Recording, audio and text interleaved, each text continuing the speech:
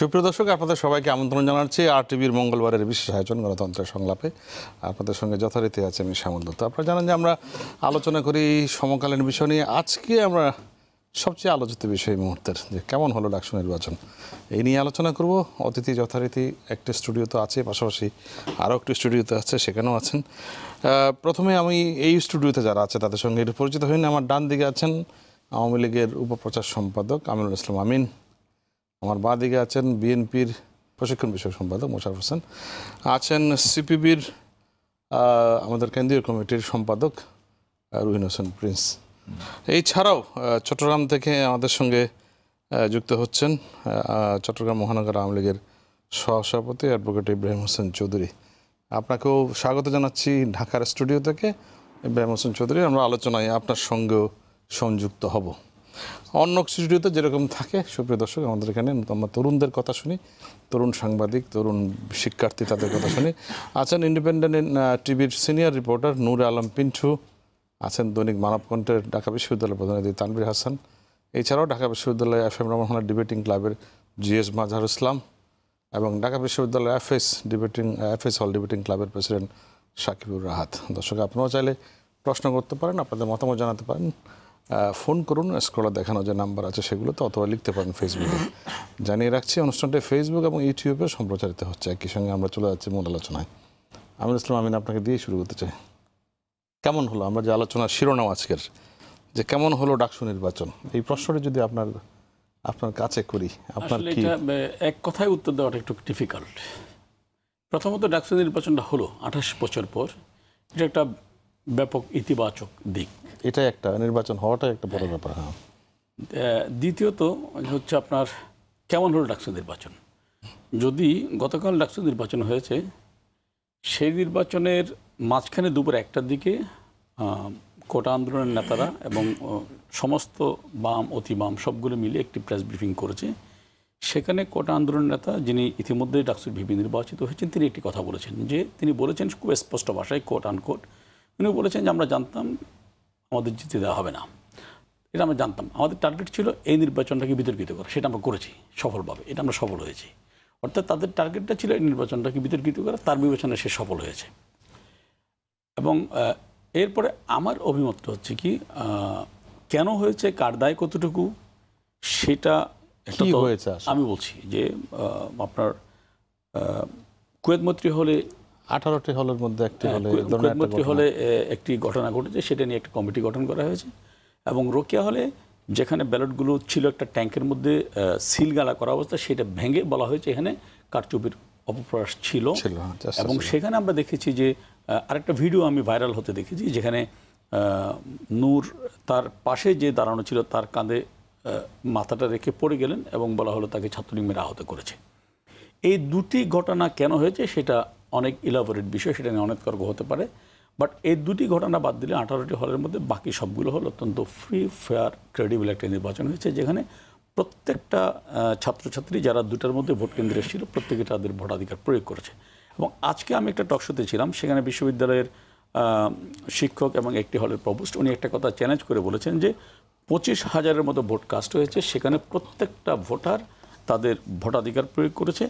এবং সেখানে তারা ইভেন কি, যদিও প্রথমে বিশ্ববিদ্যালয় থেকে বলা হয়েছিল যে আমরা তাৎক্ষণিক কাউকে আইডেন্টি কার্ড করে দিতে পারবো না, কিন্তু সেটাও তারা এলিমিনেটিং করে দিয়েছে। অর্থাৎ তারা ছাত্র সেটা নিয়ে এসেছে, কিন্তু কার্ড ছিল না, কার্ড ইউনিভার্সিটি কর্তৃপক্ষ তাদের বানিয়ে দিয়েছে।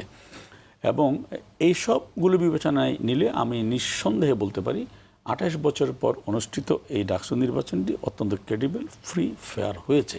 আমি এই পর্যায়ে আপনাকে একটু থামাতে চাই। আমি একটু রুহিন হোসেন প্রিন্স, আপনার মন্তব্য জানতে চাই।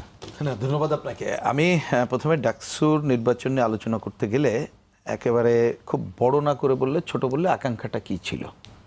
আকাঙ্ক্ষা ছিল যে একটা ক্রেডিবল ইলেকশন হবে, যাতে করে অধিকাংশ ছাত্রছাত্রীরা তারা তাদের ভোটাধিকার প্রয়োগ করতে পারে।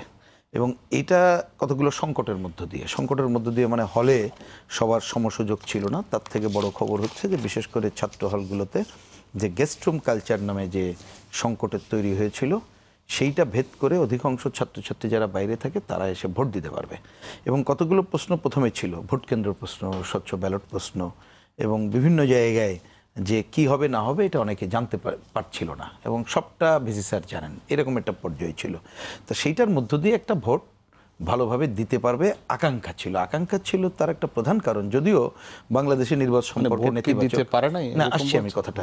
তা সেই জায়গায় একটা আকাঙ্ক্ষা ছিল যে বিশেষ করে শিক্ষকরা যেহেতু এটাকে কোঅর্ডিনেট করছেন, তারা দায়িত্ব পালন করছেন যথাযথভাবে হবে। কিন্তু আমরা ডাকসুর, আমি বলছি যে হাইটের বিবেচনা থেকে এই ইলেকশন, এটা উপজেলা না অন্য জায়গায় না, সেই জায়গাটা আমরা দেখতে পেলাম সেই আকাঙ্ক্ষা পূরণ মোটেই হয়নি। বলছি এই কারণে চিন্তা হয়েছে, অতীত না খুনাখুনি হয়েছে, মারামারি হয়েছে, ছিনতাইয়ের ঘটনা 73-তে অন্য বিষয় সেটা ছিল অবশ্যই। ছাত্রলীগের যত প্যানেল ছিল বটেই, সেটা তো আমি বলছি যে ইতিহাসের ওই ধারাটা আছে, এটা আমরা জানি।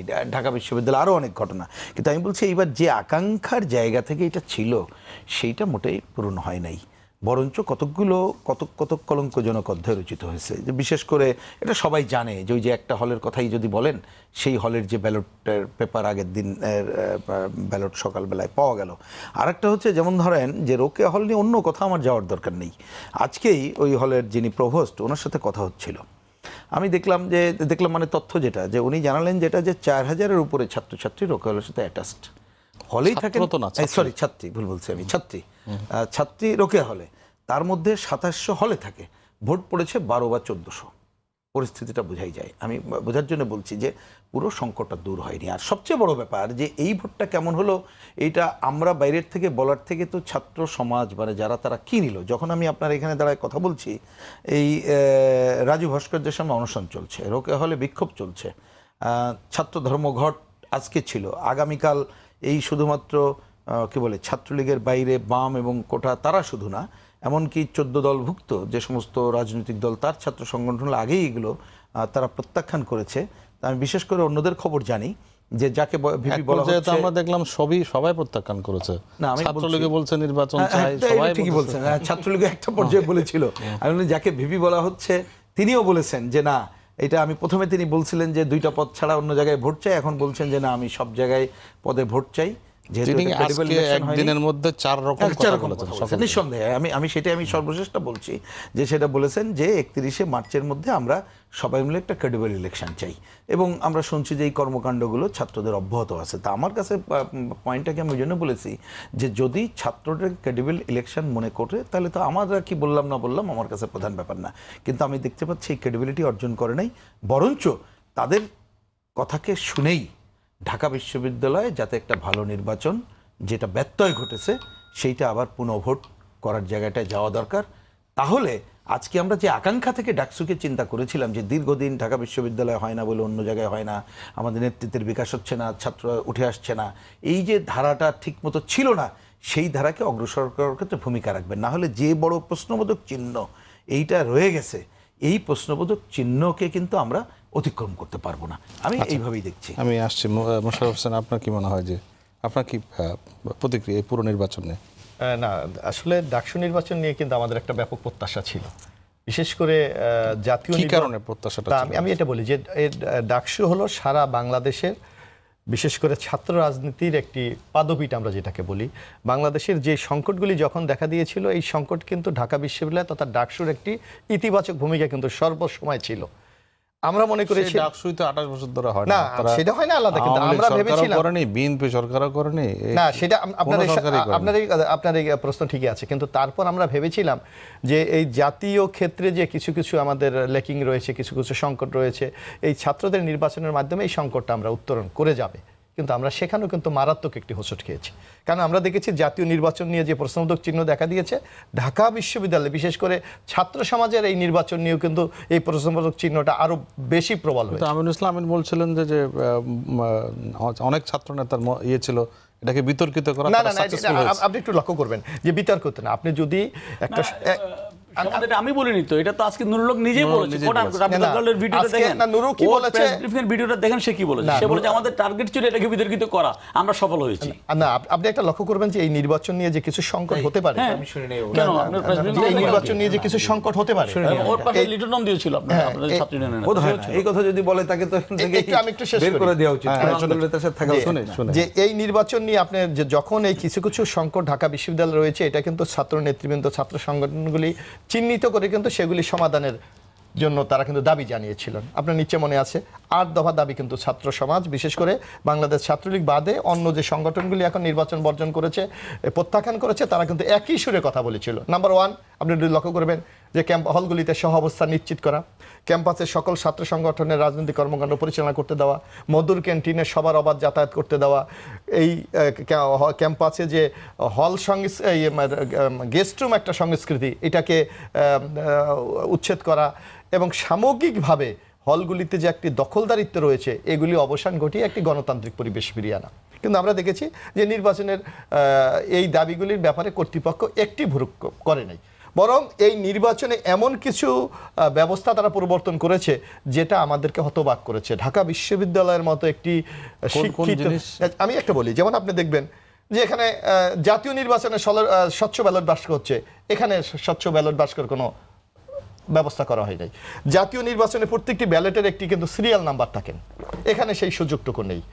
এখানে আমরা দেখেছি যে এর আগেও যে এই ডাকসু নির্বাচনকে কেন্দ্র করে সাবেক ছাত্র নেতৃবৃন্দ বলেন, ছাত্র সংগঠনের নেতৃবৃন্দ বলেন, সবার একটি উৎসাহ উদ্দীপনার মধ্যে অংশগ্রহণমূলক একটি নির্বাচন হয়েছে। কিন্তু এবার আমরা দেখেছি শুধুমাত্র বিশ্ববিদ্যালয় কর্তৃপক্ষ একটা বিশেষ সংগঠনকে সুবিধা দেওয়ার জন্য সব দলই তো অংশ নিয়েছে। না নিয়েছে তো, বাধ্য হয়ে নিয়েছে, আপনার তো উপায় নাই, এখানে বাধ্য হয়ে নিয়েছে। কারণ রাজনীতি ছাত্রদের মধ্যে তো তাদের থাকতে হবে, তাদের সাংগঠনিক কর্মকাণ্ড পরিচালনা করতে হবে, তাদের যে বিশ্বাস আদর্শ সেইটা প্রচার করতে হবে, যার জন্য এই নির্বাচনে অংশগ্রহণ করতে তো অনেক ছাত্র সংগঠনগুলি অনিচ্ছা সত্ত্বেও বাধ্য হয়েছে। আপনি দেখবেন যে আমরা যে সংস্কৃতিটা দেখেছি যে জাতীয় নির্বাচনে একটা প্রশ্ন উঠেছিল যে আগে ভোট হয়ে যায়, এবার কি ঢাকা বিশ্ববিদ্যালয় সেই বদনাম থেকে অথবা সেই অভিযোগ থেকে উত্তরণ করতে পেরেছে?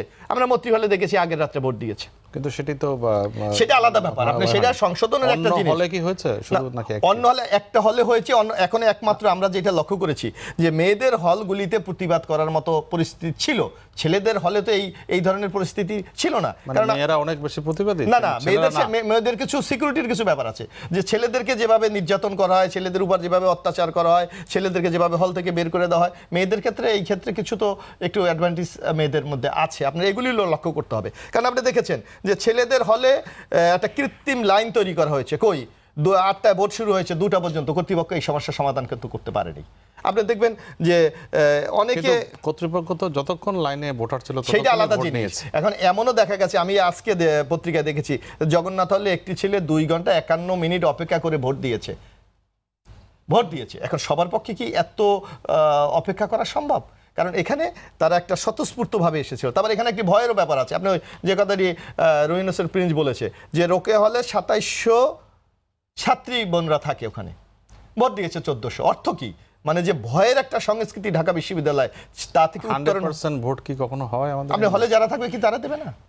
এটা তার দূরের বেশিটা, আপনার 5 মিনিটের ব্যাপার, 2 মিনিটের ব্যাপার। কারণ এখানে একটা ভয়ের সংস্কৃতি, অনেকে ভয়ের কারণে দেখে নেই যে এই প্যানেলে যদি এইটা জয়লাভ করে তাহলে আমরা চিহ্নিত হয়ে যাব, আমরা হলে থাকতে পারবো না, আমরা পরীক্ষা দিতে পারবো না, আমাদের জীবন সংকটাপন্ন হবে। এইরকম পরিস্থিতি ঢাকা বিশ্ববিদ্যালয় অতীতে বিরাজ করেছিল। সেই অবস্থার মধ্যে দিয়ে ঢাকা বিশ্ববিদ্যালয়ে আমি মনে করি একটি ডাকসু নির্বাচন হয়েছে, এইটা আমাদের সান্ত্বনা। কিন্তু এই যে কম্পোনেন্টগুলি, এগুলি উত্তরণ করতে ঢাকা বিশ্ববিদ্যালয় নির্বাচন চরমভাবে ব্যর্থ হয়েছে। আসছি আপনার কাছে আমি একটু অন্য স্টুডিওতে যেতে চাই। আমরা দুজন তরুণ সাংবাদিক আছে, তাদের কাছ থেকে একটু শুনে আসি। ইন্ডিপেন্ডেন্ট টিভি সিনিয়র রিপোর্টার নূর আলম পিন্টু, আপনারা গণমাধ্যম কর্মীরা কিভাবে মূল্যায়ন করেন এই কালকে থেকে আজকে পর্যন্ত যে পুরো সময়টা? নূর আলম পিন্টু। ডাকসু নির্বাচনের আমি একদম কালকে সকাল থেকে আজ সন্ধ্যা পর্যন্ত পুরো সময়টাতেই ক্যাম্পাসে ছিলাম।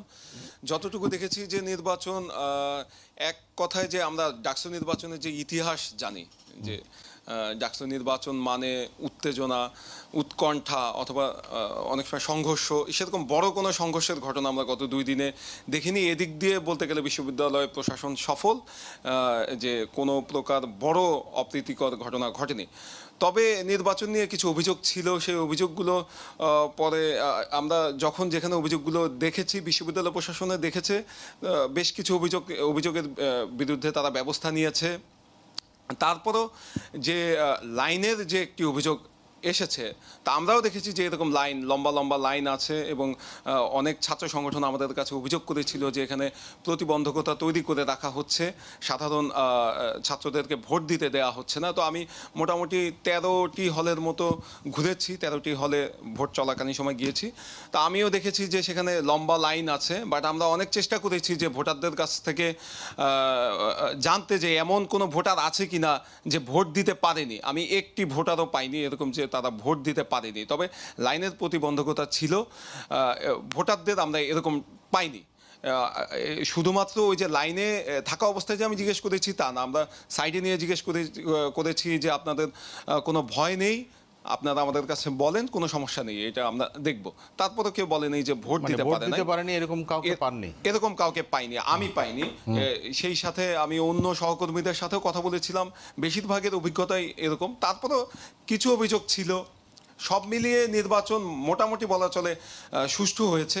যেমন আমরা কয়েকটা জায়গায় দেখেছি যে প্রশাসন খুব তড়িৎ গতিতে ব্যবস্থা নিয়েছে। এর মধ্যে যদি আমি কবি সুফিয়া কামাল হলের একটি বিষয় বলি, যেটি আসলে গণমাধ্যমে ওইভাবে আসেনি, সেই হলটিতে ভোট সকাল 11টার পরে প্রায় 1 ঘন্টা ব্যাপী বন্ধ ছিল। সেখানে যারা ছাত্রী ছিল তারা একটা অভিযোগ করছিল যে তাদের 5টি ব্যালট বাক্স ছিল সম্ভবত, আমার যতটুকু মনে পড়ে, তার ভিতরে 3টি দেখানো হয়েছে, 2টি দেখানো হয়নি। সেই 2টি কেন দেখানো হয়নি তারা মনে করছিল যে ওই ব্যালট বাক্সগুলো অন্য কোথাও আছে।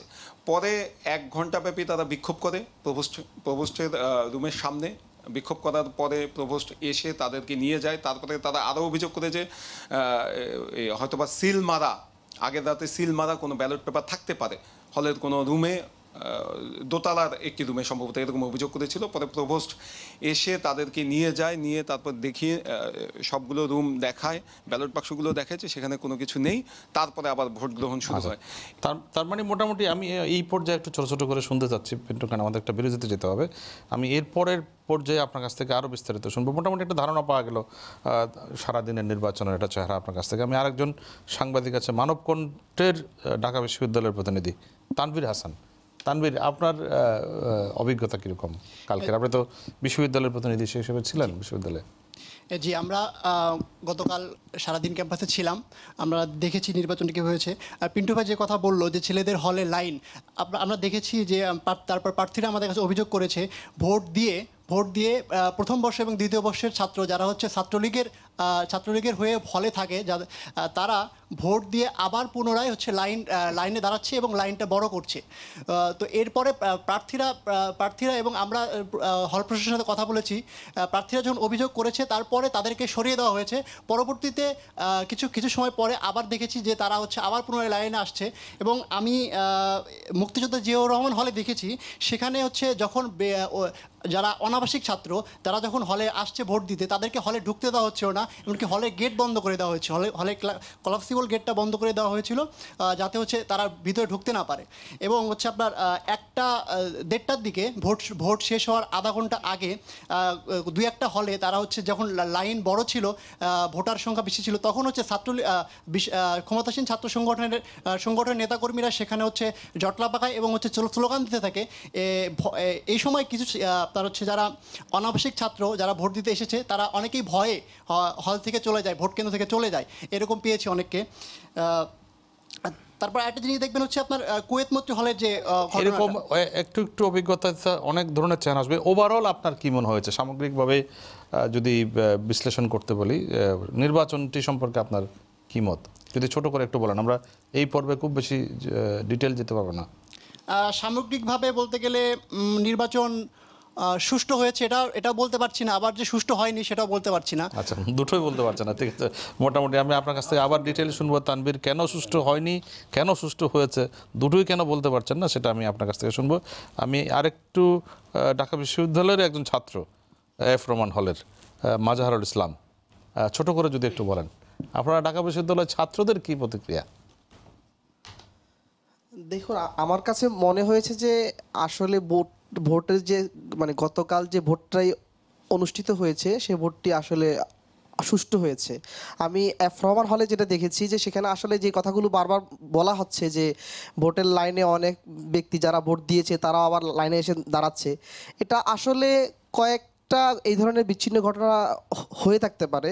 কিন্তু ভোটের লাইনে যে দীর্ঘ লাইনের কথাটা বারবার বলা হচ্ছে, সেটা আসলে মূলত যে ভোটিং সিস্টেমটা ছিল, অর্থাৎ 38 জন প্রার্থীকে আমাদের ভোট দিতে হয়েছে। সেক্ষেত্রে আমরা অনেক প্রার্থীকে দেখা যাচ্ছে আমরা চিনতে পারছি না, বা একটু সময় লাগছে নামগুলো পড়তে অনেক সময় একটু সময় লাগছিল, যার কারণে অনেকে আছে যে আবার এখানে নতুন ভোটার যারা হচ্ছে যে জীবনের প্রথম ভোট দিয়েছে, সেক্ষেত্রেও তাদের একটু সময় লেগেছে। 28 বছর ভোট হয় নাই, ফলে অনেকের কেন প্রায় আমার ধারণা সবাই প্রথম ভোটার এখানে। জি জি, সেক্ষেত্রে হচ্ছে যে যেটা সমস্যা হয়েছে, যে আমার নিজের ক্ষেত্রেও যেটা সমস্যা হয়েছে, যে অনেক প্রার্থীকে যাকে আমি মানে পছন্দ করছি, তাকে আমি ভোট দিব, কিন্তু তার নামটি একটু খুঁজে পাচ্ছিলাম না। সেক্ষেত্রে দেখা যাচ্ছে অনেকের 5 মিনিট 6 মিনিট, মানে এটি একটি কারণ মনে করছেন আপনাকে? আমি এই পর্যায়ে আপনাকে একটু থামাতে হবে, আমার একটু বিরতিতে যেতে হবে। আমি আবার আসবো আপনার কাছে এর পরের পর্যায়ে আরো বিস্তারিত শুনবো। আরেকজন আছেন ঢাকা বিশ্ববিদ্যালয়ের নিউ এফএস হলের শিক্ষার্থী সাকিবুর হাত। 1 মিনিটের মধ্যে যদি কিছু বলতে চান, কেমন নির্বাচন হচ্ছে, একেবারে মোদ্দা কথা। ধন্যবাদ। আমার মতে কয়েকটি বিচ্ছিন্ন ঘটনা ছাড়া প্রায় প্রত্যেকটি হলে সুষ্ঠুভাবে এবং খুব সুন্দরভাবে নির্বাচন সম্পন্ন হয়েছে। যে কয়েকটি হলের কথা আমরা গণমাধ্যমগুলোতে জেনেছি এবং টিভি চ্যানেলগুলোতে দেখেছি, তার ঘটনা আমরা সবাই জানি। এই নিয়ে নতুন করে কিছু বলার নেই। আমি ফজলুল হক মুসলিম হলের শিক্ষার্থী এবং নির্বাচন নিয়ে সার্বিকভাবে আমার হলের যে অবস্থাটি ছিল, আমার হলে খুব সুষ্ঠুভাবে নির্বাচন হয়েছে এবং কোনো ধরনের বিশৃঙ্খলা সৃষ্টি হয়নি। এই যে লাইনের বিষয়টি বারবার আসছে, এটি আসলে আমার মনে হয় যে খুব সকাল সকাল সবাই ভোট দিতে চলে এসেছিলেন এবং আমাদের হলে দেখা যায় যে 11টা, সাড়ে 11টা থেকে 12টার মধ্যে ভোট গ্রহণ সম্পন্ন হয়ে যায়। কয়েকজন শিক্ষার্থী, 5-6 জন শিক্ষার্থী এভাবে আসতে থাকে, 2টা পর্যন্ত ভোট গ্রহণ সম্পন্ন হয়। মানে সকালের দিকে চাপটা বেশি ছিল, তাই তো? চাপটা বেশি ছিল এবং হচ্ছে সাকিবুর, আপনাকে একটু থামাতে হবে। আমি এই পর্যায়ে আরো বিস্তারিত শুনতে পাচ্ছি না, আমি এর পরের পর্বে শুনবো। আমি একটু চট্টগ্রামে যেতে চাই। চট্টগ্রামে আমাদের সাথে ইব্রাহিম হোসেন চৌধুরী। ইব্রাহিম চৌধুরী, আমি আপনার সাথে প্রশ্নটি রেখে একটু বিরতিতে যাব। চট্টগ্রামের যারা রাজনীতিবিদ, তাদের কি প্রতিক্রিয়া এই ডাকসুর খুব বহুল আলোচিত এই নির্বাচনের নিয়ে? আমি এই প্রশ্নটির উত্তর নেব একটু বিরতি থেকে এসে। ইব্রাহিম হোসেন চৌধুরী, আমি দুঃখিত যে এই পর্যায়ে আপনার কাছ থেকে আমি এটির উত্তর নিতে পারছি না। দর্শক, আমরা এই গণতন্ত্রের সংলাপ নিচ্ছি। ছোট্ট একটা বিরতি, ফিরছি অল্পক্ষণের মধ্যে। কোথাও যাবেন না, আমাদের সঙ্গে থাকুন।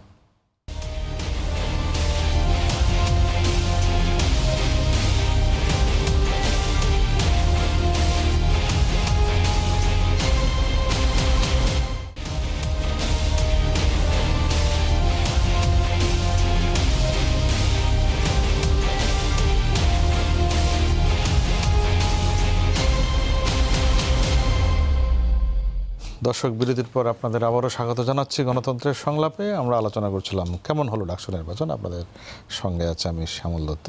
আমরা চট্টগ্রামে ছিলাম। আমি চট্টগ্রামে একটি প্রশ্ন রেখেছিলাম সচট্টগ্রামের আওয়ামী লীগের সহসভাপতি অ্যাডভোকেট মোহাম্মদ ইব্রাহিম হোসেন চৌধুরী। জনাব চৌধুরী, আপনি কি শুনতে পেয়েছেন আমার প্রশ্নটা?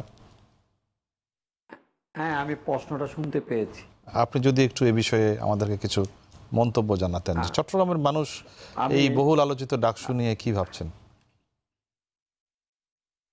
দেখুন, ডাকসু নির্বাচনকে কেন্দ্র করে 3-4 দিন আগে থেকে এবং আজকে পর্যন্ত টেলিভিশনে যতগুলো খবরাখবর প্রচারিত হয়েছে, যতগুলি টকশো হয়েছে, প্রায় সবগুলোকে আমি চেষ্টা করেছি বক্তব্যগুলো মনোযোগ দিয়ে তাদের যে বক্তব্যগুলো সেগুলো শুনেছি। সবচেয়ে বেশি ভালো লেগেছে 28 বছর পর ডাকসুর মতো একটা ঐতিহ্যবাহী প্রতিষ্ঠানের সফল একটা নির্বাচন হয়েছে। এই নির্বাচনের মধ্য দিয়ে আমি যেটুকু অবলোকন করেছি, যেটুকু দেখেছি, আজকে ফলাফলের পর সবচেয়ে আমার ভালো লেগেছে ভিপির পদে ছিলেন উনি পরাজিত হবার পর যখন যিনি বিজয়ী হয়েছেন তাকে জড়িয়ে ধরে তাকে অভিবাদন জানিয়েছেন। এটা আমাদের রাজনীতির অঙ্গনে সুবাতাস বয়ে আনবে বলে আমি বিশ্বাস করি। আমি আবার চলে আসছি এই স্টুডিওতে। জনাব আমিনুল ইসলাম আমিন, আপনি আমাদের তরুণ সাংবাদিকদের, তরুণ ছাত্রদের মন্তব্য শুনলেন, পাশাপাশি আমাদের দুজন বক্তারা বক্তব্য শুনলেন। হ্যাঁ, পক্ষে আসলে ভালো, পক্ষে না আসলে খারাপ। আমি কিন্তু সেই দলের মধ্যে নাই।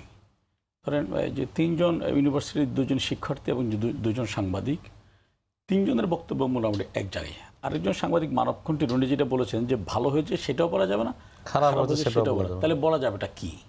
তাহলে এইরকমই যদি তার, আমি with due respect to my younger brother, যে এরকমই যদি তিনি হয়তো কোনো কনক্লুশনে যেতে চাচ্ছেন না, তিনি কিছু খারাপ দেখেছেন, কিছু এবং দুনিয়াতে আপনি এমন কিছু পাবেন না যেটা অ্যাবসলিউট কারেক্ট অর অ্যাবসলিউট রং। আমরা নর্মালি যেটা মনে করি, যেটা অধিকাংশ ভালো হয় সেটাকে আমরা ভালো বলি, অধিকাংশ যেটা খারাপ হয় সেটাকে আমরা খারাপ বলি। আমার খুব অবাক লাগলো যে প্রিন্স ভাই বলছেন যেটি কলঙ্কজনক অধ্যায় রচিত হয়েছে। কলঙ্কজনক অধ্যায়টা কী হলো? প্রিন্স ভাই নিশ্চয় মনে থাকার কথা, 1989 সালে যখন ডাকসু নির্বাচন হয়, ছাত্র সংগ্রাম পরিষদ ইলেকশন করেছিল, সেখানে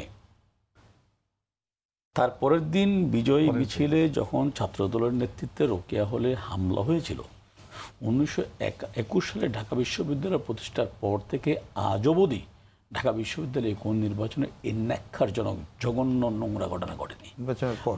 পরের দিন বললাম, দুনিয়াতে এর চেয়ে ন্যাক্কারজনক নিন্দনীয় ঘটনা কি আছে? কিন্তু আমি অবাক বিষয় লক্ষ্য করলাম, সেলিম ভাই নেতা মজাদ ইসলাম সেলিম, আসম রব সাহেব, মান্না সাহেব সবাই কিন্তু আজকে বলেছেন এই নির্বাচন ইতিহাসের কলঙ্কজনক একটা নির্বাচন। কলঙ্কজনক যদি হয়ে থাকে তাহলে দুটো অধ্যায়কে তারা ট্রিট করতে পারে। প্রথমত একটি হচ্ছে কি কুয়েত মৈত্রী হল, আরেকটি রোকেয়া হল। কুয়েত মৈত্রী হলে যে ঘটনাটা ঘটেছে, যদি বলা হয় যে এটা ক্ষমতাসীন দল করে থাকে, তাহলে আমার কথা হচ্ছে কি, তাহলে এই ব্যালটগুলো তো আমরা যদি জেতার জন্য চাই, তাহলে এই ব্যালটগুলো তো আমরা বাক্সের মধ্যে ভরে রাখবো, এগুলো একটা ছালার মানে একটা সারের বস্তার মধ্যে কেন থাকবে? আমরা তো ব্যালটে লুকিয়ে রাখবো। যেমন সাংবাদিক ছোট ভাই বললেন যে আরেকটি হল অভিযোগ পাওয়া গেছে প্রভু, সেখানে তাদের যারা অভিযোগ করেছেন তাদেরকে নিয়ে বেশ কয়েকটি রুমে গেছে, কোথাও কোনো সে অভিযোগের সত্যতা পায়নি, এক। তাছাড়া ছাত্রলীগ যদি জিততে চায়, ওরা কুয়েত মৈত্রী হলে জেতার জন্য চোরামির আশ্রয় নেবে কেন? ওরা তো ওখানে ডাকসুর নিয়ে নির্বাচনে জিততে চাইবে, যেখানে আমরা ভিপি হেরে গেল ছাত্রলীগের, তো আমরা একটা হল করবো কেন? আবার এখানে দেখেন মিডিয়ার একটা খেলা দেখেন, মিডিয়া প্রথমে নিউজ করলো যে কুয়েত মৈত্রী হলে ডাকসুর ব্যালট বাক্স পাওয়া গেছে, আসলে কিন্তু ডাকসুর ব্যালট পাওয়া যায়নি, গিয়েছে তারপর রোকেয়া হলে যেটা হলো, যেটাকে উনি কলঙ্কজনক বলছেন, রোকেয়া হলে একটা আপনি যদি ইলেকশন প্রসিডিউরটা পড়েন, যতটুকু আমি আজকে 2 জন বিশ্ববিদ্যালয়ের শিক্ষক আমার সাথে একটা টক শোতে ছিলেন, তারা যেটি বলেছেন সেটি হচ্ছে যে ব্যালটগুলো কোথায় থাকবে, কার অধীনে থাকবে, এটা হলের প্রাধ্যক্ষ বা সভাপতি ওরাই ঠিক করে। এই ব্যালটগুলো রোকেয়া হলে একটা ইয়ের মধ্যে, আপনার বক্সের মধ্যে সিলগালা করা অবস্থায় ছিল, এবং পত্রপত্রিকায় এবং টেলিভিশন আমরা দেখেছি সে সিলটা কিভাবে ভাঙা হচ্ছিল, তালা ভেঙে ট্রাঙ্কের বের করা হচ্ছিল। তাহলে ছবি আমরা গণমাধ্যমে দেখেছি, তাহলে কারা কলঙ্কিত করতে চাইলো? আসুন তাহলে এদেরকে আমরা শাস্তি দেই, এক। নাম্বার 2, রোকেয়া হলে এখানে মোশাররফ ভাই এবং প্রিন্স ভাই দুজনে ঢাকা ইউনিভার্সিটির স্টুডেন্ট, সংসদ নির্বাচনে ছাত্রী হলে শুধু যারা ইলেকশন করে তারাই ঢুকতে পারে। গতকাল নূরের সাথে যে 30-40 জন ঢুকলো, সেখানে প্রাধ্যক্ষ রুম ভাঙচুর করলো, এই যে ট্রাঙ্কের তালা ভাঙলো, ওরা কি ইলেকশন করছিল সবাই? তাহলে ইলেকশনের অশান্ত, অরাজক বা কলঙ্কজনক অধ্যায়টা কারা রচনা করলো? বিচার তো তাদেরই হওয়া উচিত আমি মনে করি। বিশ্ববিদ্যালয় প্রশাসনের আমি মনে করি ঢুকলো কি করে? প্রশাসনের কোনো লোক ছিল না? তারা এখানে না, প্রার্থীরা পারবে, কিন্তু প্রার্থীরা নুরুর সাথে যারা গিয়েছিল সবাই প্রার্থী না, সবাই প্রার্থী। আপনি বলেন 2 জন প্রার্থীর নাম বলেন। এই যে নন্দিন নামে কেস করা হয়েছে, ছাত্রলীগ জিএস অনিকের নামে কেস করা হয়েছে, অবশ্যই আমি তো মনে করি কেস আরো হওয়া উচিত। না না, তো সুতরাং আপনি এরা সবাই প্রার্থী, ঢুকছে তো 30 থেকে 40 জন মিনিমাম। না না, অবশ্যই আপনি ভিডিওতে দেখেন অভিযোগগুলো আছে, ঠিক আছে, আমরা শুনেন। তাহলে প্রথমত ঢুকতে পারবেন আপনি, আপনাকে কে অধিকার দিয়েছে সিল গালা করার, ট্রাঙ্ক ভাঙার, এবং ব্যাংকে কি পেলেন? ওখানে সাদা ব্যালট পেপার, যেখানে কোনো সিল দেওয়া হয়নি। তাহলে বিতর্কিত কলঙ্কিত কারা করলেন? এটা কয়টার সময় পেয়েছে? কারা করলেন? আচ্ছা গেল। আজকে আমি ঢাকা বিশ্ববিদ্যালয়ের শিক্ষক জিয়া ভাইয়ের সাথে একটা টক শুনতে ছিলাম, উনি যেটা বলেছেন যে দেখেন মিডিয়ার ভূমিকাটা দেখেন। গতকাল প্রথম আলোর সরাব সাহেব তার হলে গিয়েছিলেন, উনি সরাব সাহেবকে নিয়ে প্রত্যেকটা বুথ ঘুরিয়ে ঘুরিয়ে দেখলেন। কেন গেছেন? সরাব সাহেব দেখতে নির্বাচন কেমন, উনি যে সাংবাদিক, সিনিয়র সাংবাদিক দেখতে গিয়েছেন, উনি প্রত্যেকটা বুথ ঘুরে ঘুরে দেখলেন। এবং জিয়া সাহেবের বক্তব্য হচ্ছে কি, উনি নিজে দেখে গিয়েছেন যে আমি যেন ছাত্ররা, যেহেতু একটা ভোট দিতে আমার ছাত্ররা যে কথাটি বলেছেন 5-6 মিনিট সময় লাগে, এই জন্য উনি 24টি বুথ বানিয়েছেন, এবং প্রত্যেকটা বুথ সরাব সাহেব নিজে দেখেছেন। অবাক করা বিষয়, আমরা আমাদের বিবেক কোথায় বন্ধক দিয়েছি? আজকে সরাব সাহেব প্রথম আলোতে লিখেছে ওই হলে 8টি বুথ উনি দেখেছেন। অর্থাৎ এই নির্বাচনটাকে কলঙ্কিত করার, বিতর্কিত করার, এই যে নুরু সাহেব যে কথাটি বলেছে ভিপি, এগুলো তার একটা স্পষ্ট, আপনার এগুলো স্পট, মানে কি বলবো, আপনার দিবালোকের মতো স্পষ্ট। আপনার কি মনে হয় যে এই যে আশাপ্রদ বিষয় হচ্ছে কি, এত কিছুর পর, যেমন মশার ব্যক্তি কথা বলেছেন যে হলে না থাকার ভয় দেখানো হয়েছে। জোরুল হক হল, আপনি জানেন মোশাররফ ভাই, এখানে একেবারে স্বাধীনতার আগের থেকে সবসময় ছাত্রলীগ জয়লাভ করেছে। সেই হলও এবার একজন স্বতন্ত্র প্রার্থী, সেটা ছাত্রলীগের বিদ্রোহ প্রার্থী, স্বতন্ত্র প্রার্থী, ছাত্রলীগের বিদ্রোহ প্রার্থী, সে তো দাঁড়িয়েছে স্বতন্ত্র প্রার্থী, সেটাই বলছি, স্বতন্ত্র প্রার্থী ভিপি হয়েছে। আমরা দেখেছি শামসুন্নাহার হলে, অমর 21 হলে স্বতন্ত্র প্রার্থী জয়লাভ করেছে, 5-6টি হলে, শুধু একটা দুটা না, 5-6টি হলে স্বতন্ত্র প্রার্থীরা জয়লাভ করেছে। তাহলে ওদের কি মন্ত্রী হলো তো স্বতন্ত্র প্রার্থীরা ফুল প্যানেল জয়লাভ করেছে, তাহলে দেখা হয়নি? না, স্বতন্ত্র। সুতরাং আপনি এখন, আমি এই জন্য আগে বলছিলাম যে সালিশ মানে তাল গাছটা আমার, সে দল আমি নাই। হ্যাঁ, আমি এখানে আবার বিশ্ববিদ্যালয় কর্তৃপক্ষকে একটা অভিনন্দন জানাতে চাই। ভিসি স্যার যে কথাটি বলেছেন, যে উনি দাবি করেননি যে নির্বাচন আমরা একেবারে মানে শতভাগ সাফল্যের সাথে করি। উনি বলেছেন যে আমাদের দু একটি ভুলভ্রান্তি থাকতে পারে, কিন্তু সেটা অনিচ্ছাকৃত। যেমন আজকে প্রফেসর জিয়া চ্যালেঞ্জ করে বলেছেন যে একজন ছাত্র ভোট না দিয়ে বাসায় ফেরত গিয়েছে, প্রমাণ দিতে পারেন, আমি বিশ্ববিদ্যালয়ের শিক্ষকতা ছেড়ে দেব, যে শাস্তি দেন সে শাস্তি মেনে নিব। উনি কিসের বলে কথা বলছেন? নিশ্চয়ই তার সততার বলে। এইভাবে একটি নির্বাচনকে বিতর্কিত করে আসলে আলটিমেটলি ওই যে নুরু যে কথাটি সাংবাদিক সম্মেলনে গতকাল বলেছে, কিন্তু নুরু তো শেষ সন্ধ্যার দিকে আমি তার বক্তব্য শুনছিলাম যে সে মেনে নিয়েছে এবং সে শপথ নেবে, একদিনের মধ্যে 4টি কথা বলেছে এবং বলেছে যে তারা একসাথে কাজ করতে চায়। আমি সেটা বলছি, নুরু আজকে একদিনের মধ্যে 4টি কথা বলেছে। সুতরাং আমি উইথ ডিউ রেসপেক্ট টু আমাদের ঢাকা বিশ্ববিদ্যালয়ের ছাত্রছাত্রীদের প্রতি সম্মান রেখে বলছি, আমার মনে হয় কি ওদের থিঙ্ক করার সময় এসছে, আবেগ তাড়িত হয়ে কাকে ভোটটা দিচ্ছি। যে মানুষটা একটু আগে বললো যে আমি ভিপি এবং সমাজসেবা সম্পাদক ছাড়া সবগুলো পদে ইলেকশন চাই, সে একটু পরে বলে যে না আমি এটাও চাই না, আবার ইলেকশন। তার মানে যে 11,000 ছাত্রছাত্রী তাকে ভোট দিল, সে কি তাদেরকেও প্রত্যাখ্যান করলো? তাহলে তার রাস্তাটা কোথায়? এটা শুনে আসি। আমি 2-3টা অ্যাঙ্গেলে বলি। দেখুন, প্রথমত আমি শুরুতেও বলেছি, এটা আমার মানে শেষ কথাটা আগে বলে নেই, যে ভোট যে ছাত্রছাত্রীদেরকে নিয়ে কথা বলছি, শেষ বিচারে সিদ্ধান্ত তাদের, এটা মনে রাখা দরকার।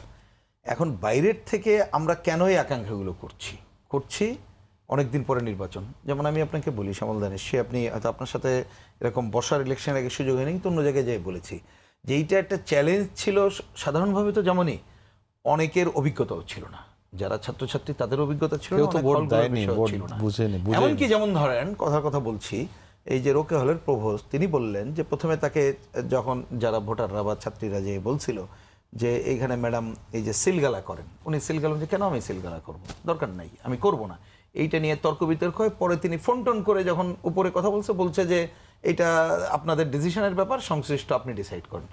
তখন উনি অন্য জায়গায় ফোন করে শুনলেন যে কেউ করছে, কেউ করেনি, তখনই করলেন। আমরা আগে থেকে বলছিলাম এই সংকটগুলো দূর করেন। মানে আপনি একের পরে এই ধরনের ঘটনা, এখন এইটা তো ওরা বলতে চায় যে দেখেন আগে একটা সময় ছিল বাংলাদেশের ভোটে যে ভোটাররা বিভিন্ন জায়গায় যাতে ভোট দিতে পারে তার জন্য একটা নিরাপত্তা বলয় গড়ে তোলা হয়, ভোটারের নিরাপত্তা বলয়। এখন নানা জায়গায় হচ্ছে কাউকে জিতানোর জন্যে আপনার যে ভোটে জেতার জন্য একটা নিশ্চয়তা বলয় গড়ে তোলা হয়, এবং এই নিশ্চয়তা বলয়ের আমরা এক জায়গায় একটা রূপ দেখতে পাই, একজন একটা স্বঘোষিত জন্য দায়িত্ব পালন করছেন। আমরা বারবার বলেছিলাম বিশ্ববিদ্যালয় এর থেকে মুক্ত করার জন্য এই সংকটগুলো দূর করুক। একদিনে হয়ে যাবে তা আমরা বলি নাই, কারণ এই যে ধরুন যে গেস্ট রুম কালচার নানা ঘটনা ঘটেছে, এটা এখন না, আগেও যারা ক্ষমতায় ছিল 90-এর পর আমরা দেখেছি যারা ক্ষমতায় ছিল তারাই তাদের আধিপত্য বিস্তার করতো, অন্যদের পজিশনগুলো ছিল না, এতদিন ভোটও কেউ দেয়নি, এবারও কোর্টের নির্দেশে ভোট হচ্ছে। সেই রকম একটা পরিস্থিতিতে আমরা দেখতে পাচ্ছি এই সংকটগুলো রয়ে গেছে। যেমন ধরেন এখানে এটা মানে জিয়া ভাইয়ের সাথে আমার সাথে দেখাও মানে কথা হয়েছিল, ভোটের আগের দিনও কথা হয়েছিল। আমি ওনার প্রতি শ্রদ্ধা রেখে একটা কথা বলতে চাই, এটা আমি জানতাম না, জানলে জিজ্ঞেস করলাম। এখানে একজন সাংবাদিক বন্ধু, যদি আমি ভুল না শুনে থাকি, উনি বলেছেন যে জিয়াউর রহমান হলে 1:30 পর্যন্ত 1:30টার ভোট, এবং সেইখানে যে অনাবাসিক ভোটাররা আসছিল তারা কোশ্চেন আছে, এটা করেছে। এই 1:30টার সময় এখানে মিছিল, স্লোগান এগুলো হয়েছে। তারপর আমি জানি আগের দিন যেমন ওনার সাথে কথা হলো, উনি বললেন যে না আমি চেষ্টা করবো এইগুলো আর কি। তাহলে এই যেগুলো রয়ে গেছে, ভোটার যে ভোট দিতে পারেনি আপনি, এরকমের কিন্তু একাধিক আছে। কিন্তু আমি বলছি না যে এটা হাজার অমুক আছে বা সেটা এখনো পর্যন্ত আমরা দেখতে পাচ্ছি না। এই যে জিনিসগুলো, আপনি তো এখনো পর্যন্ত এই কোশ্চেনগুলো যদি না থাকতো, তাহলে বললাম যে আমরা যখন এখানে কথা বলছি কেন একটা হলে বিক্ষোভ হচ্ছে, কেন ওই ছাত্ররা তারা কেন অনশনে বসছে, কেন এখানে ক্রিয়াশীল ছাত্র সংগঠনগুলো তারা ডাকসুর হিস্ট্রিতে তো এই ধরনের প্রত্যাখ্যানের ঘটনা ঘটে নাই, নানা ঘটনা ঘটছে, কিন্তু এই ধরনের প্রত্যাখ্যান এরকম পরিস্থিতি হয়নি। সেই রকমের মুখোমুখি জায়গাটায় কেন গেল? আমাদের প্রত্যাখ্যানের ঘটনা ঘটেনি আগে?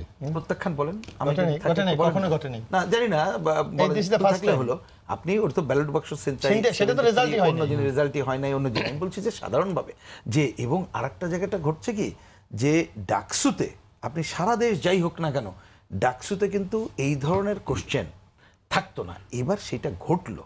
এখন সেটা ঘটলো, আপনি দেখেন এখন যদি বলেন, ওই যে বললে তো আপনি আগের বারও বললেন, অন্য সংগঠন বলেছে, ছাত্রলীগও বলেছিল যে তারা সব সংগঠনই বলেছিল। তাহলে এইরকম একটা পরিস্থিতি, আমরা এই জায়গায় বলছি যে এইরকম একটা পরিস্থিতি, তার মানে বা কথার কথা আমি যদি অন্যভাবেও কথাটা জাস্ট যুক্তির খাতিরে আমিন ভাইয়ের কথা ধরে নেই, যে রোকে হলে অন্যরা বেআইনিভাবে প্রবেশ করে যা ঘটেছে তারাই কলঙ্কজনক অধ্যায় রচনা করেছে, আমি যুক্তির খাতিরে ধরলাম সেইটাও, তাহলে তো সেটাও একটা কলঙ্ক। মানে আপনি যদি ওই অর্থও ধরেন, তার মানে এইখানে যে পিসফুল পরিবেশ যেটা আমরা চেয়েছিলাম, সেই জায়গাটা অন্তত পক্ষে আমরা যে মেলা আশা করেছিলাম সেটা একটা ভুল কথা বলবো। বরঞ্চ আমাকেও যদি ব্যক্তিগতভাবে বলেন, সাবেক একজন ছাত্র আন্দোলনের কর্মী হিসাবে, আমরা চেয়েছিলাম এই কারণে যে এইখানে যে ট্রেনটা সেট করা হবে, এই ট্রেনটা সেট হলে সব জায়গায় একটা পজিটিভ জায়গায় যাবে। ওই যে আপনি চট্টগ্রামের যিনি একজন শ্রদ্ধাভাজন নেতা, আমার ধারণা উনি যেটা বলতে চেয়েছেন, আমি যদি বুঝে থাকি, যে অন্তত পক্ষে এই ডেমোক্রেসির এই ধারাটা অব্যাহত থাকার জায়গায় যাক। মূল থিমটা কিন্তু ওই জায়গাটায়, তা সেই জায়গাটার আপনি এই কোশ্চেনগুলোকে রেখে সেটি করা যাওয়া যাবে না, নির্বাচনকে এই কোশ্চেনগুলোকে রেখে কি ওই ধারা অগ্রসর হতে পারবে? আমি সেই জায়গাগুলোতে দেখছি না। জনাব মোশাররফ হোসেন, আপনারাও তো ছাত্র রাজনীতি করেছেন, ছাত্র রাজনীতির যে চেহারাটা তো জাতীয় রাজনীতি থেকে আলাদা কিছু ভাবলে হবে না, এবং জাতীয় রাজনীতিটা যে পর্যায়ে গেছে তাতে কতখানি আসলে এই পর্যায়ে আমরা একেবারেই সুষ্ঠু নির্বাচন পাওয়ার মতো পরিস্থিতি আছে? না, এখানে প্রত্যাশাটা কিন্তু আলাদা। এখানে জাতীয় নির্বাচনের একটা চরিত্র থাকে, সেটা সরকার পরিবর্তন হয়, কিন্তু আপনি এই যে ছাত্র সংসদ বা যে কোনো পেশাজীবী সংগঠনের নির্বাচনের মাধ্যমে কিন্তু গভর্নমেন্ট পরিবর্তনের কোনো বিষয় থাকে না। এটা একটা ইন্টারনাল একটা না থাকলেও আমরা দেখি যে যেমন উপজেলা, এখানে তো সরকার প্রত্যেকের বিষয়ে না, তাও তো দেখি না, এখানে হলো একটি যে প্রত্যাশাটা মানুষের ছিল, যেমন উপজেলার কথা আপনি বলেছেন, যে উপজেলার রাজনৈতিক দলগুলির বক্তব্য বললো এখানে ভোট দেওয়ার সুযোগ নেই, আমি কেন অংশগ্রহণ করব? কিন্তু ছাত্র, বিশেষ করে ঢাকা বিশ্ববিদ্যালয়ের ডাকসু নির্বাচনে কিন্তু এই অবস্থাটা কখনো ঘটেনি। আজকে আপনার অবগতির জন্য, বা আমি যতটুকু আমার নলেজ আছে, যে ডাকসু আজকে এই পর্যন্ত মানে 27টা ডাকসু আজকে এই ডাকসু শহর, এর মধ্যে 73-এর ডাকসুতে ঠিক তখন আওয়ামী লীগ ক্ষমতায় ছিল, তখন কোনো ব্যালট বাক্স চিনতে হয়েছিল। আর এবারই প্রথম ডাকসু নির্বাচনের রেজাল্ট প্রত্যাখ্যানের ঘটনা ঘটেছে এই সঙ্গে। এর আগে আমার জানা মতে কোনো 89 সালে সুলতান মনসুর জয়যুক্ত হয়েছে, যে কথাটি আমিনুল ইসলাম বলেছে যে পরের দিন মারামারি হয়েছে, সে মারামারি হয়েছে কিন্তু রেজাল্টের পরের দিন, সেটা নির্বাচন দিন কিন্তু কোনো ঘটনা ঘটেনি। এবং সেখানে ছাত্রী মিছিলের উপর যেমন হামলা হয়েছে, তেমনি কিন্তু মহাসীন হলো সেদিন পুড়িয়ে দেওয়া হয়েছিল। এই কথাও কিন্তু আপনাদের মনে মানে স্মরণ থাকা উচিত। তো সুতরাং এই যে নির্বাচন প্রত্যাখ্যানের বিষয়টা, এটা কিন্তু এই প্রথম এবার হয়েছে। এখন আপনি যে কথাটি হয়তো বলবেন যে এই থেকে উত্তরণের, হ্যাঁ, এই ক্ষেত্রে উত্তরণের তো সুযোগ ছিল, কারণ আপনি একটা লক্ষ্য করবেন যে আমি অত্যন্ত শ্রদ্ধা রেখে বলতে চাই, কারণ ঢাকা বিশ্ববিদ্যালয়ে যারা সম্মানিত শিক্ষক তারা সবাই যোগ্য, তারা অত্যন্ত গ্রহণযোগ্য লোক, কিন্তু তারপরেও আপনি দেখবেন যে নির্বাচনের আগে আমরা দেখেছিলাম বেশ কিছু বিতর্ক উঠেছে, যে আপনি জানেন যে এখন যারা প্রশাসন পরিচালনা করছে তারা কোনো একটি বিশেষ দলের প্রতি তাদের একটি সমর্থন রয়েছে, এবং এই ডাকসু নির্বাচন পরিচালনা থেকে শুরু করে শুধু তাদেরকেই দিয়ে কিন্তু নির্বাচন করে returning officer, chief returning officer থেকে শুরু করে সব করা হয়েছে। এবং যার জন্য কিন্তু আপনি লক্ষ্য করবেন যে একটি নিরপেক্ষ 8জন শিক্ষক কিন্তু এই নির্বাচন পর্যবেক্ষণের জন্য আলাদাভাবে আবেদন জানিয়েছিল। ঢাকা বিশ্ববিদ্যালয়ে অন্যান্য শিক্ষক যারা ছিলেন মানে আর একটি সাদা দল, তারাও কিন্তু এই নির্বাচনের আগে বেশ কিছু প্রশ্ন তুলেছিল। সুতরাং কর্তৃপক্ষ কিন্তু সবাইকে যদি সমন্বয় করতে পারত, হয়তো এই বদনাম থেকে আজকে রক্ষা পেত। আমি মনে করি এই বদনাম শুধু এই নির্বাচনে, শিক্ষকরা তো রাজনৈতিক বিভাজনে বিভাজিত, যার জন্যই তো আপনাকে সমন্বয় করাটা উচিত ছিল, কিন্তু করা হয়নি। মানে কিছু আমলে কিছু বিএনপি নিয়ে একটা কমিটি করলে তো আপনার দায়িত্ব, এখানে প্রবোস্ট অলরেডি সরকারি দেওয়া, মানে যারা প্রশাসনে থাকে তাদেরকেই প্রবেশ দেয়। সুতরাং আপনি এর সাথে সমন্বয় করে করলে আজকে এই বিতর্কটিতে অনেক ক্ষেত্রে উত্তরণ সম্ভব হতো বলে আমি মনে করি, কিন্তু সেইটা কিন্তু হয়নি, বরং এই বিতর্কটা আমরা জিয়ে রেখেছি। বরং আপনি যদি উপাচার্য প্রশাসনের বক্তব্য আপনি লক্ষ্য করেন, সে কিন্তু স্বীকার করেছে যে এই কলঙ্কের দায় ঢাকা বিশ্ববিদ্যালয় আমরা এড়াতে পারি না। অথবা চিফ রিটার্নিং অফিসার বলেছে যে আমি কিন্তু যে পরিস্থিতি তৈরি হয়েছে এটা বিব্রতকর অবস্থার মধ্যে আমি আছি। সুতরাং এই সকল উক্তিগুলি এই নির্বাচন যে একটি আদর্শ মানের নির্বাচন হয় না, হয়নি, সেইটাই কিন্তু প্রমাণিত। আর সবচেয়ে বড় ব্যাপার আপনি লক্ষ্য করবেন যে একটি সংগঠন ছাড়া, তাও একটি সংগঠনকে আমি কিভাবে বলবো যে তাদের বিপি যখন ছাত্রলীগ হেরেছে তখনও তারা বলেছে যে নুরুকে জিতিয়ে দেওয়া হয়েছে। সুতরাং নির্বাচন একটা ম্যানিপুলেট হয়েছে এই কথা কিন্তু সকল ছাত্র সংগঠনের কণ্ঠে কিন্তু প্রতিদ্বন্দ্বিত হচ্ছে। সুতরাং এইটা মূল্যায়ন কি করবেন বা এটার বিচার কিভাবে হবে এটা হয়তো ভবিষ্যতে বলে দেবে। আমি আসছি মোশাররফ হোসেন আপনার কাছে। আবার একটু অন্য স্টুডিওতে যেতে চাই, যেখানে ইন্ডিপেন্ডেন্ট টিভির সিনিয়র রিপোর্টার আছেন নূর আলম পিন্টু। পিন্টু, আমি যে জিনিসটা একটু জানতে চাই যে অভিযোগ পাল্টা অভিযোগ গতকাল আমরা সারাদিন ধরে শুনেছি, তার মধ্যে সবচেয়ে বড় বিষয় হচ্ছে কুয়েত মন্ত্রী হলের বিষয়টা। এখানে কিছু ব্যালট পাওয়া গেছে একটি প্লাস্টিকের সারের বস্তার ভিতরে আপনার, এবং এটা নিয়ে ছাত্রলীগ বলছে যে এটি একটি তৈরি করা জিনিস যেটির বেনিফিট নিয়েছে পরবর্তী সময়ে ক্যাম্পেইন করে, যে জোর করে আওয়ামী লীগ ছিনিয়ে নিয়ে যাচ্ছে এবং সাধারণ ছাত্ররা তখন এক ধরনের এটার ভোটের বেনিফিট অন্যদিকে গেছে। বিষয়টা কি এরকম কিনা, এরকম কোনো অভিযোগ আপনারা শুনেছেন কিনা? আমি যতটুকু দেখেছি, আমি ওই ব্যালট পেপারগুলো দেখেছি, আমি সেখানে আমার কাছে মনে হয়েছে যে আসলে এটি আসল ব্যালট পেপারই। কারণ একটি ব্যালট পেপারে প্রধান রিটার্নিং কর্মকর্তার স্বাক্ষর থাকে, সেগুলোতে তার স্বাক্ষর ছিল এবং তার স্বাক্ষর সহই ব্যালট পেপারগুলো দাগানো ছিল, অর্থাৎ ক্রস চিহ্ন দেওয়া ছিল। ক্রস চিহ্ন দিয়েই এই ডাকসু নির্বাচনে ভোট দিতে হয়। আর বিশ্ববিদ্যালয় প্রশাসন প্রাথমিকভাবে বিষয়টি স্বীকার করে নিয়েছে। আমি নিজে বিশ্ববিদ্যালয়ের উপাচার্যের সাথে কথা বলেছি, তিনি তখনই স্বীকার করে নিয়েছেন। আজকেও আমি তার কাছে গিয়েছিলাম, তাকে আমি যেটি আপনার কাছে জানতে চাচ্ছিলাম যে এর বেনিফিটটা কে পেল, এই যে কাণ্ডটা ঘটলো এর সুবিধাটা কে পেল? এরা কি যারা এটি কি হলের ব্যালট ছিল না ডাকসুর ব্যালট ছিল? আমি দেখেছি হল সংসদের ব্যালট পেপার ছিল। আর আসলে সেই হলে জিতেছে কারা শেষ পর্যন্ত? সেই হলে জিতেছে হচ্ছে স্বতন্ত্র দুজন ভিপিজিএস, দুজনেই স্বতন্ত্র, এজিএস ও স্বতন্ত্র, সেখানে ফুল প্যানেল স্বতন্ত্র। কিন্তু এই যে ক্যাম্পেইনটা হলো বিশেষ করে সোশ্যাল মিডিয়াতে আমরা ইদানিং দেখি খুবই পাওয়ারফুল এটি একটি, যে সরকার আগের জাতীয় নির্বাচনের মতোই ডাকসুতে নির্বাচন করছে, আগের রাতে ভোট হয়ে গেছে। এই ক্যাম্পেইনের বেনিফিটটা কে পেল? এই ক্যাম্পেইনের বেনিফিটটা আসলে ওইভাবে যদি বলতে হয়, ওই হলের তো ভোটটা স্থগিত করা হয়েছিল, তারপর আবার ভোট নেওয়া শুরু হয়েছে। তাতে করে যারা স্বতন্ত্র প্রার্থী ছিল তারাই বেশি বেনিফিট পেয়েছে। এবং তার মানে আমার মনে হয় যে ছাত্রলীগের যারা ওখানে ভোট দিত তারাও পরবর্তীতে এটিতে ক্ষুব্ধ হয়ে যে স্বতন্ত্র প্রার্থীদেরকে ভোট দিয়েছে, আমার কাছে এটি মনে হয় এই ঘটনাগুলোতে। এবং ছাত্রী হল বেশিরভাগই, মানে 5টি ছাত্রী হলের ভিতরে 3টি ছাত্রী হলই এরকমটি, 5টি ছাত্রী হলের ভিতরে 3টিতেই এরকম নানা ধরনের অভিযোগের কথা শোনা যাচ্ছিল। তার ভিতরে আমরা একটির সত্যতা পেয়েছি, যদিও এখন পর্যন্ত তদন্ত কমিটি গঠন করা হয়েছে 4 সদস্য বিশিষ্ট। সেই তদন্ত কমিটির প্রতিবেদনের মধ্যে রিপোর্ট দেওয়ার কথা না, এটির বিষয়ে নির্দিষ্ট কোনো সময় সীমা বলেনি। বিশ্ববিদ্যালয় প্রশাসনের সাথে আজকের আমার কথা হয়েছে, তারা বলেছে যে এটি করতে সময় লাগবে। প্রাথমিকভাবে কালকে তারা বলেছিল 3 দিনের মধ্যে রিপোর্ট জমা দেওয়ার জন্য। না, এই তদন্ত কমিটির যিনি প্রধান উপাচার্য ডক্টর মোহাম্মদ সামাদ, তার সাথে আমার কথা হয়েছে। তিনি আমাকে বলেছেন এটি করতে কিছুটা হলে সময় লাগবে, অন্তত 1 সপ্তাহ লাগবে। প্রাথমিক অংশ হিসেবে আজকে সেই হলে গিয়েছিলেন তারা, এবং যে জায়গাটিতে ওই ব্যালট পেপার সহ বস্তা রাখা ছিল সেই জায়গাটি তারা পরিদর্শন করেছেন। করে এসে তারা বলেছেন যে 7 দিন পরে এই রেজাল্টটা দেয়া হবে। আর এর মধ্যে কিন্তু আপনার কি মনে হয় জনাব পিন্টু, যে এই যে ক্যাম্পেইনটা হলো এটা অন্য হলেও কি ভোটে প্রভাব পড়েছে এটির? না, এটি কিছুটা প্রভাব পড়েছে আমার মনে হয়, কারণ ওই হলের এই ঘটনার পরই রোকেয়া হল আরও উত্তাল হয়ে ওঠে। তারপরে আমি সুফিয়া কামাল হলের যদি ঘটনা বলি, ওই কুয়েত মন্ত্রী হলের ঘটনার পরই সামগ্রিকভাবে নির্বাচনে কোনো, কারণ আমরা দেখছি যে এই নিয়ে মানে আমরা টেলিভিশনগুলোতে স্ক্রল দিচ্ছি যে আগের রাতে ভোট হয়ে যাচ্ছে ঢাকা বিশ্ববিদ্যালয়ে। আচ্ছা, নির্বাচনের যে বড় প্রশ্নটি এই ভোট কারচুপি নিয়ে উঠেছে অথবা যারা করছে তাদের হাতের কিন্তু সবচেয়ে বড় অস্ত্র হচ্ছে এখন এই কুয়েত মৈত্রী হল। এটি দিয়ে কিন্তু তারা এস্টাবলিশ করার চেষ্টা করছে। আমি যদি বলি যারা অন্য প্যানেলের প্রার্থী আছে তারা কিন্তু এই একটি ঘটনা দিয়েই এস্টাবলিশ করার চেষ্টা করছে এবং এটি তাদের কাছে একমাত্র জোরালো প্রমাণ। রোকেয়া হলে আমরা দেখেছি 2টি ব্যালট বাক্স বের করেছে, কিন্তু সেখানে সিল মারা ছিল না, ওটি অন্য বিষয়। ওই ক্ষেত্রে ওখানকার ছাত্রীরা অন্য অভিযোগ দিয়েছে যে আসলে এগুলো পরে সিল মারা হতো, যেহেতু আমরা যখন বের করেছে দেখেছি যে কোনো ব্যালটই সিল মারা নেই, তাই ওটি আসলে নেওয়া যাচ্ছে না। আর একমাত্র কুয়েত মৈত্রী হলটি যারা বলছে যে এই ঘটনাটি একমাত্র ঘটনা মনে করছেন যেটি আসলে অভিযোগের মূল বিষয়। হ্যাঁ, অভিযোগের মূল বিষয়, সেই সাথে আরও কিছু অভিযোগ ছিল।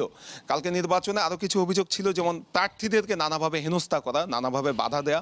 আমি যদি স্পেসিফিকলি বলি, সূর্য সেন হলের ভিপি প্রার্থী ছাত্র দলের যিনি, তাকে আটকে রাখা হয়েছিল এবং পরবর্তীতে সাংবাদিকদের সহায়তায় তাকে ওখান থেকে বের করা হয়। তারপরে SM হলে ছাত্রদলের যিনি ভিপি প্রার্থী তাকে সেখানে লাঞ্ছিত করার অভিযোগ দেয়া হয়। প্রগতিশীল ছাত্র জোটের যিনি ভিপি প্রার্থী লিটন নন্দী, তিনিও অভিযোগ করেন তিনি তার নিজের ভোটটি দিতে পারেননি ওই লাইন সংকটের কারণে, হয়তোবা তিনি তার ব্যক্তিগত কারণে দেয়নি।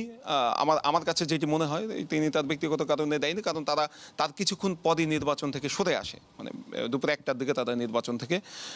কিন্তু নির্বাচন তো ছিল দুটো পর্যন্ত, একটার সময় সরে আসলে প্রায় তো শেষের দিকে, তখন একটা সময় 12:30 থেকে 1টার ভেতরে। এর আগে তারা বৈঠক করে, আমার সাথে যখন কথা হয় তখন সকাল 10:30 বাজে। আমি তখন তাদেরকে জিজ্ঞেস করেছিলাম, তারা নানাবিধ অভিযোগ দিচ্ছিল, আমি জিজ্ঞেস করেছিলাম যে আপনারা কি শেষ পর্যন্ত নির্বাচনে থাকবেন কিনা। তিনি তখন আমাকে আভাস দিয়েছিলেন যে নির্বাচনে থাকবেন না, তবে বৈঠক করে, মানে যতগুলো প্রার্থী ছিল ছাত্রলীগ ছাড়া বাকি সংগঠনগুলো একসাথে বৈঠক করে তারপরে নির্বাচন বয়কট করার সিদ্ধান্ত নেয় দুপুর 1টার দিকে। এরপরেই তারা কিন্তু বিক্ষোভ মিছিলে বের করে, মিছিল পুরো ক্যাম্পাস জুড়ে তারা বিক্ষোভ মিছিল করে, রাজু ভাস্কর্যের সামনে বিক্ষোভ সমাবেশ করে, পরবর্তীতে উপাচার্যের কার্যালয়ের সামনে বিক্ষোভ করে, অবস্থান ধর্মঘট পালন করে, উপাচার্যের বাসভবনের সামনেও অবস্থান করে। এবং আজকেরও তাদের কর্মসূচি ছিল, যদিও বা আজকে নানা নাটকীয় ঘটনা, নানাবিধ ঘটনা প্রবাহ ঢাকা বিশ্ববিদ্যালয়ে ঘটেছে। তারপরে আমরা বিকেলবেলা যেটি দেখলাম, নূরকে ছাত্রলীগের সভাপতি শোভন অভিনন্দন জানালো। এরপর কিছুটা ঢাকা বিশ্ববিদ্যালয়ের পরিবেশ এখন কিছুটা শান্ত হয়েছে। তার আগে আমি যদি বলি, কালকে হয়তো আমরা পিন্টু অন্য জিনিস দেখবো, কারণ আমরা কালকে শুনলাম 12টার সময় প্রগতিশীল ছাত্রকের একটি কর্মসূচি আছে, তারা বিশ্ববিদ্যালয় ভিসির বাসভবনের সামনে মিছিল নিয়ে গিয়ে অবস্থান করবেন। যাই হোক পিন্টু, ধন্যবাদ আপনাকে। আপনার কাছে আবারও শুনবো। আমি আবার একটু তানভীর হাসানের কাছে আসতে চাই, মানবকণ্ঠের প্রতিনিধি। একটু আগে যিনি বলছিলেন যে খারাপ হয়েছে এটাও বলা যাবে না, ভালো হয়েছে এটাও বলা যাবে না, এখন একটু আপনার বিশ্লেষণে শুনতে চাই আমরা যে এই যে এতক্ষণ যে আলোচনাটি শুনছিলেন, তাতে আপনার কি মনে হয় যে এই নির্বাচন নিয়ে যেসব প্রশ্ন উঠছে সেই প্রশ্নগুলোর কোনো মীমাংসা বা যে দাবিগুলো উঠছে যে আবার নির্বাচন, এটি কতখানি কালকের পরিস্থিতি দেখে বা আজকের পরিস্থিতি দেখে, আপনি যেহেতু বিশ্ববিদ্যালয়ের প্রতিনিধি, বিশ্ববিদ্যালয়ের টোনটা কি আসলে? আচ্ছা, আমি বিরতির আগে বলেছিলাম যে নির্বাচন সুষ্ঠু হয়েছে, শতভাগ সুষ্ঠু হয়েছে কিনা হয়নি সেটা বলতে পারছি না। আমি বলি আপনাকে, আপনার কয়েকটি হলে নির্বাচন সুষ্ঠুভাবে হয়েছে।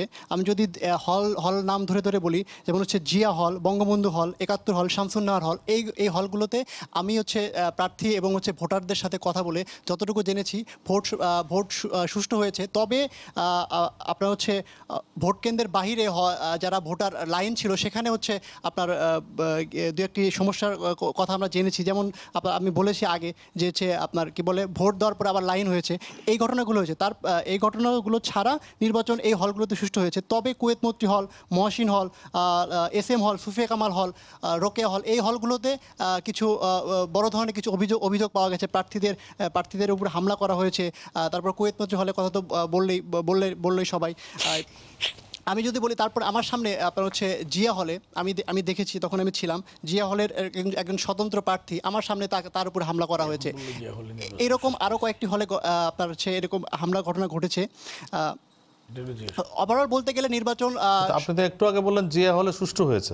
না, জিয়া হলে সুষ্ঠু নির্বাচন সুষ্ঠু হয়েছে, ভোটগ্রহণ সুষ্ঠু হয়েছে, তবে একজন প্রার্থীর উপরে হামলা করা হয়েছে। আচ্ছা, কিছু ঘটনা ঘটেছে। হ্যাঁ, কিছু ঘটনা ঘটেছে। ওভারঅল বলতে গেলে নির্বাচন সুষ্ঠু হয়েছে, শতভাগ সুষ্ঠু হয়েছে এটা বলা যাবে না। কিছু বিচ্ছিন্ন ঘটনা ঘটেছে, হ্যাঁ। কিন্তু যে দাবিটি উঠছে এখন নতুন করে, সেটি হচ্ছে পুনরায় আরেকটি নির্বাচন। আপনি তো বিশ্ববিদ্যালয়ের একজন প্রতিনিধি, যেহেতু বিশ্ববিদ্যালয় কেন্দ্রিক সাংবাদিকতায় করেন, আপনার কি মনে হয় এটি কি সম্ভব আদৌ যে আবার একটি নির্বাচন? আমরা ইতিমধ্যে অবশ্য ভিসির মন্তব্য শুনেছি যে নতুন কোনো নির্বাচন সম্ভব না।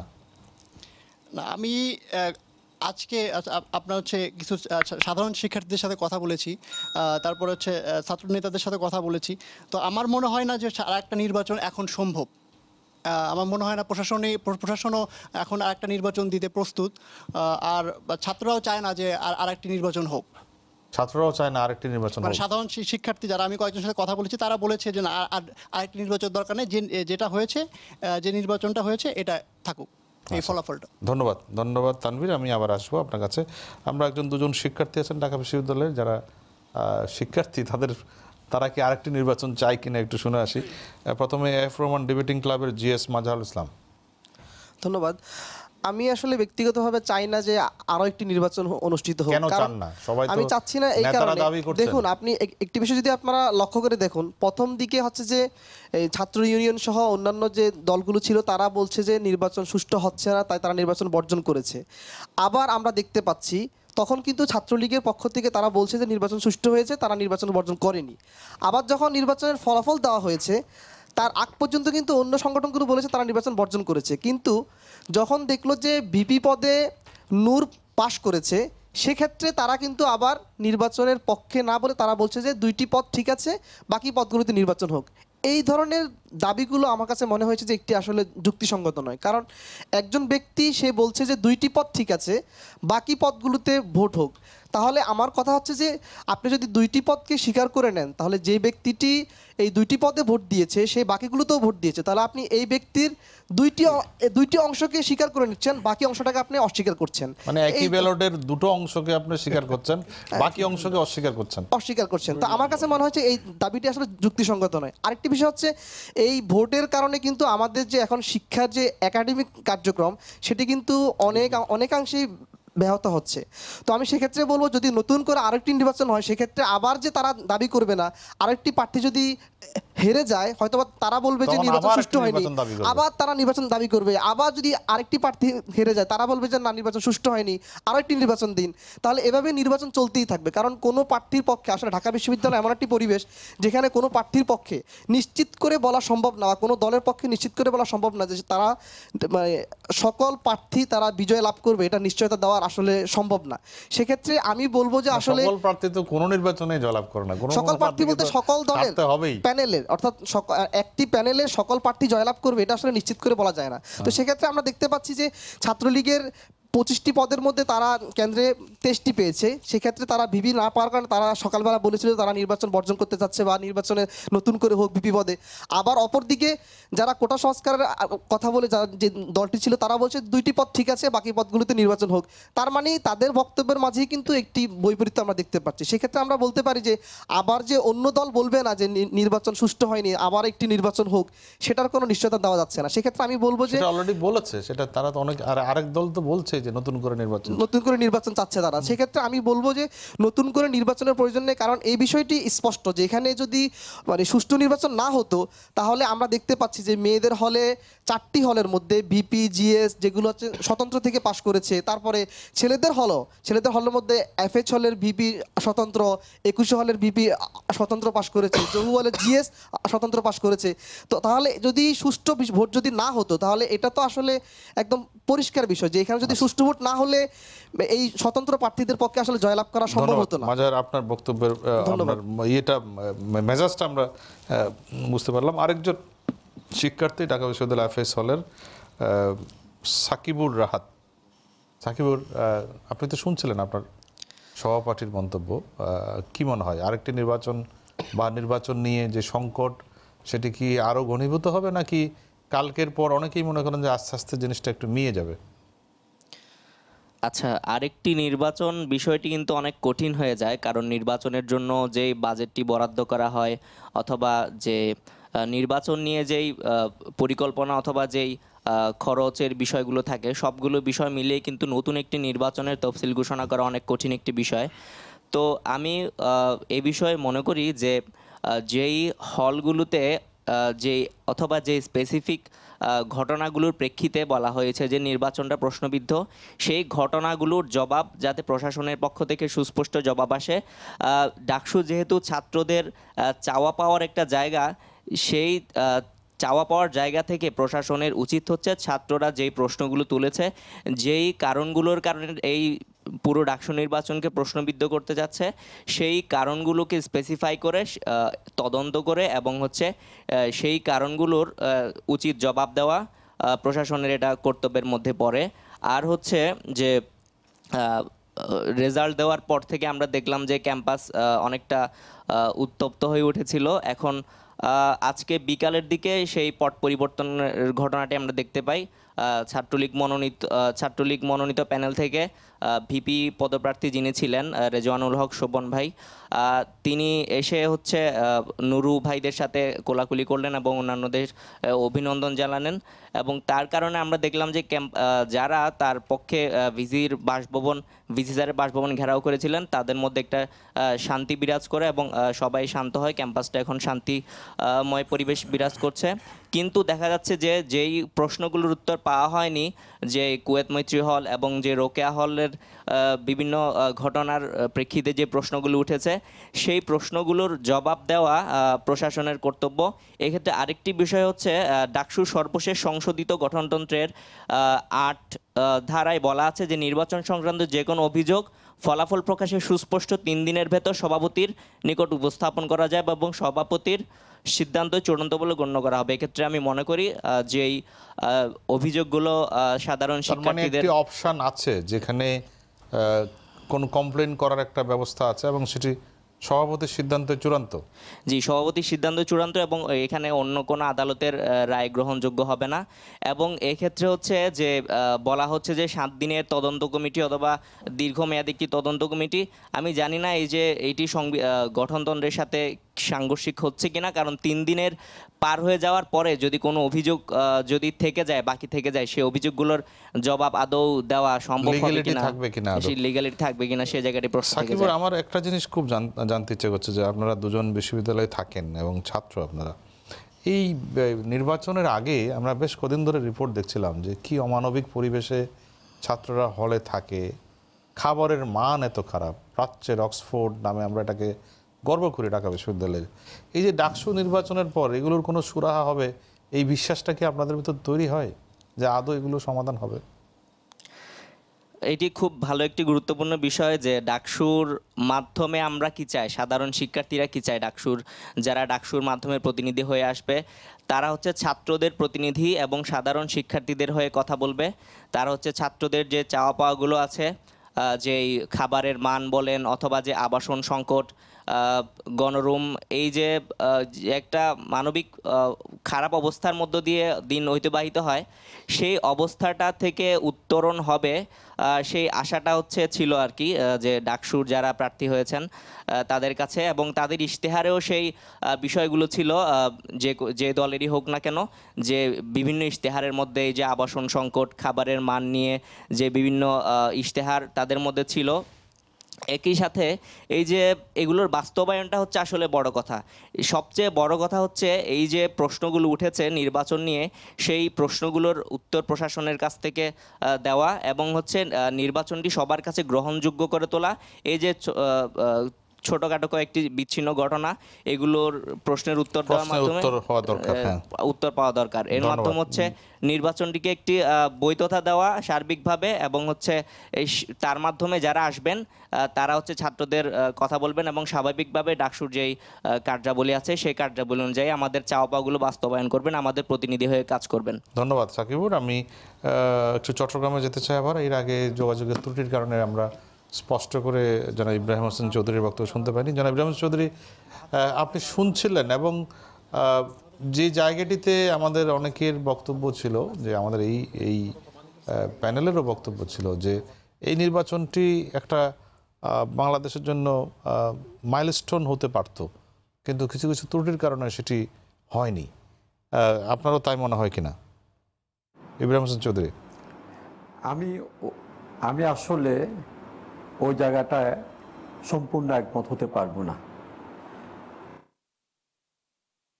কারণ আমরা ছাত্র জীবন থেকে শুরু করে আজ পর্যন্ত গত 28 বছর ছাড়া ডাকসুর অনেক নির্বাচন দেখেছি। অনেক নেতৃত্ব ডাকসুর মধ্যে নির্বাচনের মধ্য দিয়ে জাতীয় রাজনীতিতে তাদের ভূমিকা রাখতে সক্ষম হয়েছেন।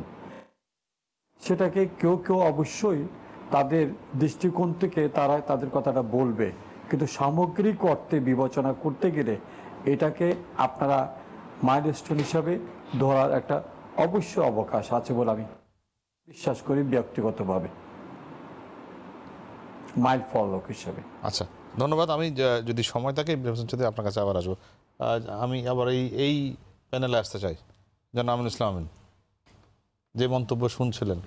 এবং আমি জনাব ইব্রাহিম চৌধুরী যে কথাটি বলেছেন আমি তার সাথে একমত, এই কারণে যে আমি অবশ্যই মনে করি এই নির্বাচনটি একটা মাইল ফলক। বিশেষ করে আজকে ডাকসুর ছাত্রলীগ মনোনীত অনেক কাগজের হচ্ছে হেডিং হচ্ছে কলঙ্ক তিলক। এটা তো আমি আগেই বলেছি, কলঙ্ক তিলক যেমন একটু আমি সেই প্রশ্নে পরে আসছি। আজকে ডাকসু ছাত্রলীগ মনোনীত পরাজিত ভিপি প্রার্থী শোভন যে দৃষ্টান্তটি আমাদের দেখিয়েছে, আমি মনে করি শুধু ছাত্র রাজনীতি নয়, এখান থেকে আমাদের জাতীয় রাজনীতি আমরা যারা করি আমাদের অনেক কিছু শেখার আছে। যেমন ধরেন যে এই সংস্কৃতি তো একসময় আমরা হারিয়ে ফেলেছি। প্রিন্স ভাই যেমন বললেন যে তাহলে কেন ছাত্রী হলে বিক্ষোভ হচ্ছে, এখনো হলে বিক্ষোভ হচ্ছে। এখন বিক্ষোভ তো করতে চাইলে ছাত্রলীগের চেয়ে বেশি বিক্ষোভ কেউ করতে পারবে না। এই নির্বাচনে আপনি দেখেন ডাকসুর প্যানেলটা যদি দেখেন, আপনি দেখবেন ওখানে ছাত্রলীগের প্যানেল ভোট হচ্ছে 9 থেকে 10,000। হ্যাঁ, 9 থেকে 10,000, এর ধারে কাছে আর কেউ নেই। হ্যাঁ, তো আমরা তো সভাপতি ভিপি পদে পুনর্নির্বাচন বা কোনো একটা কারণ দেখিয়ে তো বিক্ষোভ ছাত্রলীগের চেয়ে বেশি কেউ দেখাতে পারবে না। এখন বিক্ষোভ দেখানো মানেই যে ওটার পক্ষে জনসমর্থন, এটা ভাবার কোনো কারণ নেই। যেটা আজকে ঢাকা বিশ্ববিদ্যালয়ের দুজন শিক্ষার্থী জনপ্রিয়, যেমন সাদ্দাম কিন্তু অনেক বেশি ভোট, 15,000 ভোট পেয়েছে। এটা হচ্ছে কি, যেমন ধরেন আমি সর্বশেষ যে নির্বাচনটা হলো, যেখানে আমার খোকন ভাই ভিপি হলো, আমাদের ছাত্রলীগের প্যানেল, সেই প্যানেলও কিন্তু ছাত্রদলের ভোট ছিল, প্যানেল ভোট ছিল 7,000 এবং ছাত্রলীগের প্যানেল ভোট ছিল 4.5 থেকে 5,000। ওখানে ওই সময় ছাত্রলীগ থেকে আমরা ক্রীড়া সম্পাদক নমিনেশন দিয়েছিলাম ওই সময়ের সারা জাতীয় স্টার ফুটবলার জনি ভাইকে, এবং উনি আমার প্যানেল ভোটের চেয়ে 1,500 ভোট বেশি পেয়েছিলেন। এটা একটা ইমেজ সবসময় কাজ করে। এবং আপনি যদি আরও আগে যান ডাকসু নির্বাচনে 80-81 সালে, তখন দেখবেন যে প্রথমবার মান্না আক্তার জাসদ থেকে নির্বাচিত হয়, পরে বাসদ, তখন বাংলাদেশের কোথাও তাদের তেমন কোনো অস্তিত্ব নেই, কিন্তু ঢাকা বিশ্ববিদ্যালয়ে এই দুজনের ইমেজের উপর ভর করে তারা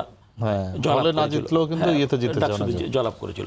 এটা কিন্তু এই ইমেজটা ইউনিভার্সিটি কাজ করে, যেটা এবার নূরের ক্ষেত্রেও কাজ করেছে। যে কোনো কারণে হোক ছাত্র সমাজ নূরের প্রতি ব্লাইন্ড ছিল বা তাকে একটা ইমোশনের জায়গা থেকে তাকে ভোট দিয়েছে, এটা অস্বীকার করার জায়গা নেই। এটা কিন্তু হতে পারে, কিন্তু বিক্ষোভ হলেই যে সেটাকে আপনি সেটা নির্বাচনটা বিতর্কিত হয়ে গেল, এটা ভাবার তো কোনো কারণ নেই। আপনার আমেরিকাতে আল গোরের নির্বাচনের সময় তো তার পক্ষে হাজার হাজার মানুষ রাস্তায় নেমেছিল, এবার ট্রাম্পের বিরুদ্ধে লক্ষ লক্ষ মানুষ রাস্তায় নেমেছে, তাই না? ট্রাম্পকে প্রেসিডেন্ট চায় না, তার বিরুদ্ধে সেই নির্বাচনটা কেউ প্রত্যাখ্যান করেনি। এটা হচ্ছে দৃষ্টিভঙ্গির ব্যাপার, যে আমি কোন দৃষ্টিভঙ্গিতে যাব। আমি কি সেই মানে মানদাতার আমলের থেকে যাব, হারলেই ফলাফল প্রত্যাখ্যান করলাম, জিতলে স্বাগতম, সেই জায়গা না। ওই জায়গায় মাইল ফলক এই জায়গাটায় যে আমাদেরকে বর্তমান প্রজন্ম, তো বঙ্গবন্ধু কন্যা শেখ হাসিনা, যে আপনি দেখেন জাতীয় ছাত্র রাজনীতিতে বর্তমানে যে অবস্থা বিরাজমান, এখানে ছাত্রলীগ ছাড়া অন্যান্য সংগঠনের যারা কেন্দ্রীয় নেতৃত্বে আছে, আপনি অধিকাংশ দেখবেন যে তাদের বয়স সীমা, আমাকে আজকে একজন ভিসি স্যার যেটা সম্ভবত জিয়া রহমান স্যার যেটা বলেছেন, যে একজনের সন্তান সন্ততিও আছে। হ্যাঁ, সন্তান সন্ততি থাকলে ঢাকা ইউনিভার্সিটিতে ইলেকশন করা যাবে না তা না, কিন্তু এইরকম যদি ছাত্রলীগের কোনো একজন নেতা হতো তাহলে দেখতেন যে বাংলাদেশের মিডিয়া একটা দেশ গেল একটা রব পড়ে যেত। তাই এখানে শেখ হাসিনা যে পারফেক্ট নেতৃত্বকে মানে আমাদের ভাতৃপ্রতিম সংগঠন হিসাবে, আদর্শিক সংগঠন হিসাবে যোগ্য নেতৃত্ব বেছে নিয়েছে, সুমন কিন্তু এটা আজকে আমাদের সবার চোখে আঙুল দিয়ে দেখিয়ে দিল যে আমি একটা কথা বলি, যেমন ধরেন আমি শেষ করছি যে মোশাররফ একটি কথা বলেছেন যে ডাকসুতে অতীতে কখনো নির্বাচনী ফলাফল প্রত্যাখ্যান হয়নি, এটা ঠিক বলেছেন, কিন্তু ডাকসুতে 1921 সাল থেকে আজ অবধি কখনোই নির্বাচনের পরাজয়ের উপরে কেন আমাকে ভোট দেওয়া নয় সেখানে প্রকাশ্য দিবালোকে ছাত্রীদের উপরে নারকীয় হামলা হয়নি। এই কলঙ্কজনক অধ্যায় আমরা দেখেছি।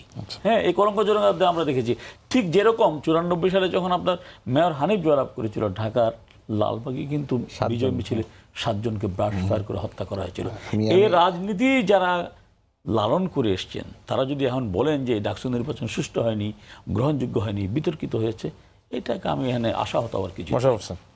আসলে এই নির্বাচন সম্বন্ধে আমাদের কিছু মূল্যায়ন কিন্তু আমাদের থাকতে হবে, না হয় কিন্তু আমরা প্রকৃত আলোচনা থেকে আমরা দূরে সরে যাব। যে আপনি লক্ষ্য করবেন যে এটা ছাত্রদের নির্বাচন, এই নির্বাচনে উপস্থিতির হার কিন্তু 80-90% হওয়ার উচিত ছিল, কিন্তু এই ডাকসু নির্বাচনে উপস্থিতির হার কিন্তু মাত্র 51%। হ্যাঁ, এটা হয় সব আগে অতীতকালে হয়েছে। এবার সর্বপ্রথম কিন্তু 51% ভোট কাস্ট হয়েছে। এখন আপনি দেখবেন যে যারা জয়যুক্ত হয়েছে তাদের কিন্তু ভোটারের সংখ্যা নুরুকে আমরা দেখেছি 11,000। 51,000 না, আপনি ভুল পড়ছেন, এটা 51% না, 25,000 ভোট কাস্ট হয়েছে। 51% সেটা আরো বেশি হবে। 43,000 ভোটারের মধ্যে 25,000 ভোট কাস্ট হয়েছে। 53 অথবা 51 হয়েছে, 53-54 এরকম। আপনি লক্ষ্য করবেন যে এখানে কিন্তু বিরাট একটা অংশ কিন্তু ভোট দান থেকে বিরত ছিল, বিরাট একটি অংশ। কারণ এই ছাত্ররা যারা ক্যাম্পাসে প্রতিনিয়ত লেখাপড়া করে, যারা হলে থাকে, তাদের বিরাট একটা অংশ কিন্তু এই ভোটদান থেকে বিরত ছিল। এর কারণ একটাই, যে একটা ভয়ের সংস্কৃতি কিন্তু এখানে আছে। এই ভয়ের সংস্কৃতির কারণে অনেকে তাদের নিজেদেরকে উপস্থাপন করার মতো সেই অবস্থা তারা প্রকাশ করতে এখানে পারেনি। এই জিনিসটি কিন্তু আমাদের খেয়াল রাখতে হবে।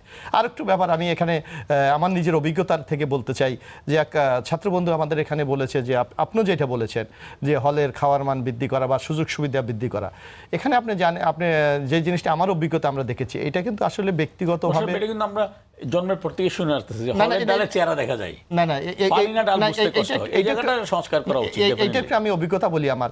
আমি দীর্ঘ 4 টার্ম আমি সিনেটে ছিলাম, তারপর আমি হলের সংসদে ছিলাম। আমি দেখেছি, যেমন আমরা রোজার সময় আমরা একটা করেছিলাম, যে রোজার সময় অনেক স্টুডেন্ট হলে থাকে, আর সারা বছর তো এটা সম্ভব না। আমরা ওই আমলে সেই 91-92 সালে আমরা পার মিলে আমরা 2 টাকা করে সাবসিডি দিয়েছিলাম। অথচ আপনি জানেন যে ঢাকা বিশ্ববিদ্যালয়ের যে বাজেটটা পাস হয়, এই বাজেটের 94% আমাদের ওই আমলে সরকারের পক্ষ থেকে দেওয়া হয়েছিল, 6% শুধু ইন্টারনাল রিসোর্স থেকে কালেক্ট করা হয়। এখানে যদি বাজেটটা বাড়ানো যায় এবং হলে হলে যারা যেসব স্টুডেন্টরা থাকে একটু সাবসিডি দেওয়া যায়, তাইলে আমার মনে হয় এই অবস্থা উত্তরণ করা সম্ভব। ঢাকা বিশ্ববিদ্যালয়ের খাবারের মান নিয়ে আলোচনা করতে হবে, এটাই তো একটা লজ্জার বিষয়। এই সময়ে এসে না, এটা আপনি বলেছেন বলে আমি বলছি যে আমাদের দুর্ভাগ্য যে আমাদের এগুলো আলোচনা করতে হচ্ছে। আমি সেদিন একটা রিপোর্ট দেখছিলাম একটা চ্যানেলে, যে ঢাকা বিশ্ববিদ্যালয়ের ছাত্ররা পুষ্টিহীনতায় ভুগছে, বিকজ দ্য প্রপার নিউট্রিশন তারা পাচ্ছে না। আপনি জাতির মেধা তৈরি করবেন আর তার খাবার নিয়ে রিপোর্ট হচ্ছে। দেখলাম যারা প্রার্থী তারা বলেছে যে আমি এত ক্যালোরি খাবার দিতে চাই, যেটা দরকার ছিল না। এটা আমাদের জন্য খুবই দুঃখের বিষয়। এইটা ইচ্ছা করলেও কোনো প্রার্থী কিন্তু দিতে পারবে না যদি এটা প্রাতিষ্ঠানিকভাবে কোনো ব্যবস্থা গ্রহণ করা না হয়। আমার কথা হচ্ছে আমাদের যার জন্য রাষ্ট্র কেন এই দায়িত্ব নেবে না? বেসিক্যালি তো স্টুডেন্টস ইউনিয়ন নির্বাচন তো সেই কারণে না, যার জন্য আমি বলতে চাই এইটা একটাই পথ আছে। আমি যেটা মনে করি আমার অভিজ্ঞতায়, যে এটা যখন ইউনিভার্সিটির বাজেট তৈরি হয়, সেক্ষেত্রে যদি আলাদা এখানে একটি বরাদ্দ রাখা হয়, তাহলে এই সমস্যার সমাধান সম্ভব। এছাড়া সাধারণ ছাত্রদের ব্যবস্থাপনায় এই অবস্থা সম্ভব। আচ্ছা, আমি 2-3টা কথা বলি। একটা হচ্ছে, বিশেষ করে আমি যে 2জন ছাত্র ভাই এবং সাংবাদিক, তাদের কথাকে আমি গুরুত্ব দিয়েই কথাটা বলতে চাই। একটা দেখেন, একটা কিন্তু এটা একটা সংকটও আমি বলি, যে অভিযোগ করা যাবে শুধুমাত্র যিনি সভাপতি ডাকসুর, তার ওনার সিদ্ধান্তের চূড়ান্ত। এটা নিয়ে আগেও কথা হয়েছিল, গণতন্ত্র আছে, এটা আমি বলছি, যেটা আগেও ছাত্রই কথা তুলেছিল, এটা সংস্কার করা দরকার।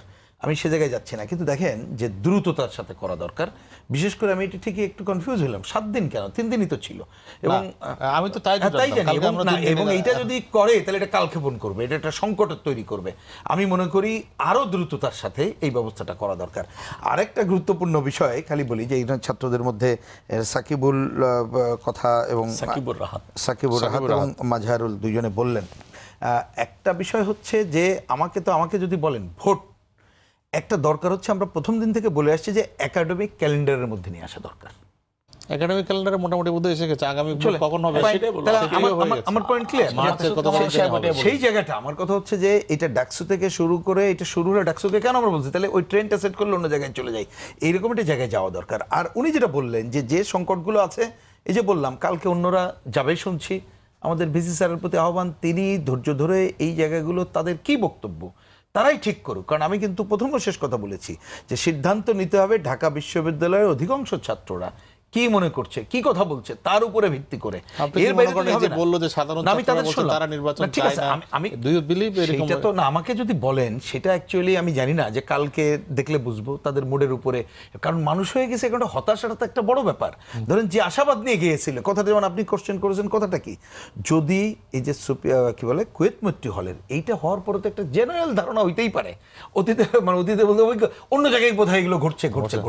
সুতরাং আমরা একটা সংকট তৈরি করছে। এবং আপনি বলছেন যেটা অ্যাকচুয়ালি আমাকে যদি বলেন এইটা প্রচার হওয়ার পরে ক্ষমতাসীনদের উপরেই কিন্তু এটা নেগেটিভ গেছে, এটা বাস্তবতা। এখন আমি বলছি কে করছে না করছে ওই তর্কে আগে না, যে তাহলে এই ধরনের ঘটনাগুলো তো ঘটলো সেটা দেখতে হবে। এখন আমি ওই যে আরেকজন ছাত্র ভাই যেটা বললো, আমি ওনার জন্য বলি যে দেখুন আপনারা যদি ওই তর্কে আসেন তাহলে তো প্রবলেম হয়ে যাবে, যে একজন বলেছে দুই পদেই। আমি যেমন নুরুল হক, আমি যেটা সন্ধ্যায় দেখলাম, সে সর্বশেষ যে কথা বলেছে যে আমি প্রথমে এটা বলেছিলাম, আমি তাই মনে করি, কিন্তু অধিকাংশরা তার ভাষায় যে মনে করে যেহেতু পুরো নির্বাচন, আমিও মনে করি সব পদে আবার নির্বাচন দরকার, এবং সে সেটা হচ্ছে তার 4 নম্বর কথা। আমি বলছি যে সেইটা বলে আমি যদি বলি আবার সেটা ঐক্যবদ্ধভাবে সে মিটিং করেই নাকি এই কথা বলেছে, সম্মিলিত সিদ্ধান্তের অংশ হিসাবে সে বলেছে বলে আমার জানা, এবং বলছে এটা 31শে মার্চের মধ্যে, যেহেতু কোর্টের ভার্ডিক আছে তার মধ্যে করা। আমার বিবেচনায় যদি এটা করা সম্ভব হয় সবচেয়ে আদর্শপূর্ণ কাজ হবে সেটি, কিন্তু বাংলাদেশে আমরা জানি, কিন্তু আমি বুঝি এইটা একমাত্র বাংলাদেশের চলটা তো মাননীয় প্রধানমন্ত্রী ওনার ইচ্ছা ছাড়া এই কোনো কাজ হবে না। কারণ এই যে সর্বশেষ ছাত্রলীগের যে সংকট, এইটা বাজারে আজকে সবাই বলে এই সংকটের দূরের একটা বড় কারণ হচ্ছে ওইখান থেকে চলে আসছে। মাঝার যে প্রশ্নটি করলো, সেই নির্বাচনে তারা হারলে মেনে নিতে পারবে না। আমি হারা যেটাকে প্রধান করে দরকার হচ্ছে ওই কাজটাই দরকার, দেখেন সেটা করা যায় কিনা। আমরা সেটাই কোন জায়গাটি আদর্শ হবে এটি আমরা ছেড়ে দিই ঢাকা বিশ্ববিদ্যালয়ের ছাত্রদের উপর, লেট দেম ডিসাইড, তারাই ঠিক করুক। এই পয়েন্টে দর্শক আজ এই পর্যন্ত, আগামী মঙ্গলবার আবারও দেখা হবে অন্য কোনো বিষয় নিয়ে। সে পর্যন্ত সবাই ভালো থাকুন, সুস্থ থাকুন এবং RTV সঙ্গে থাকুন।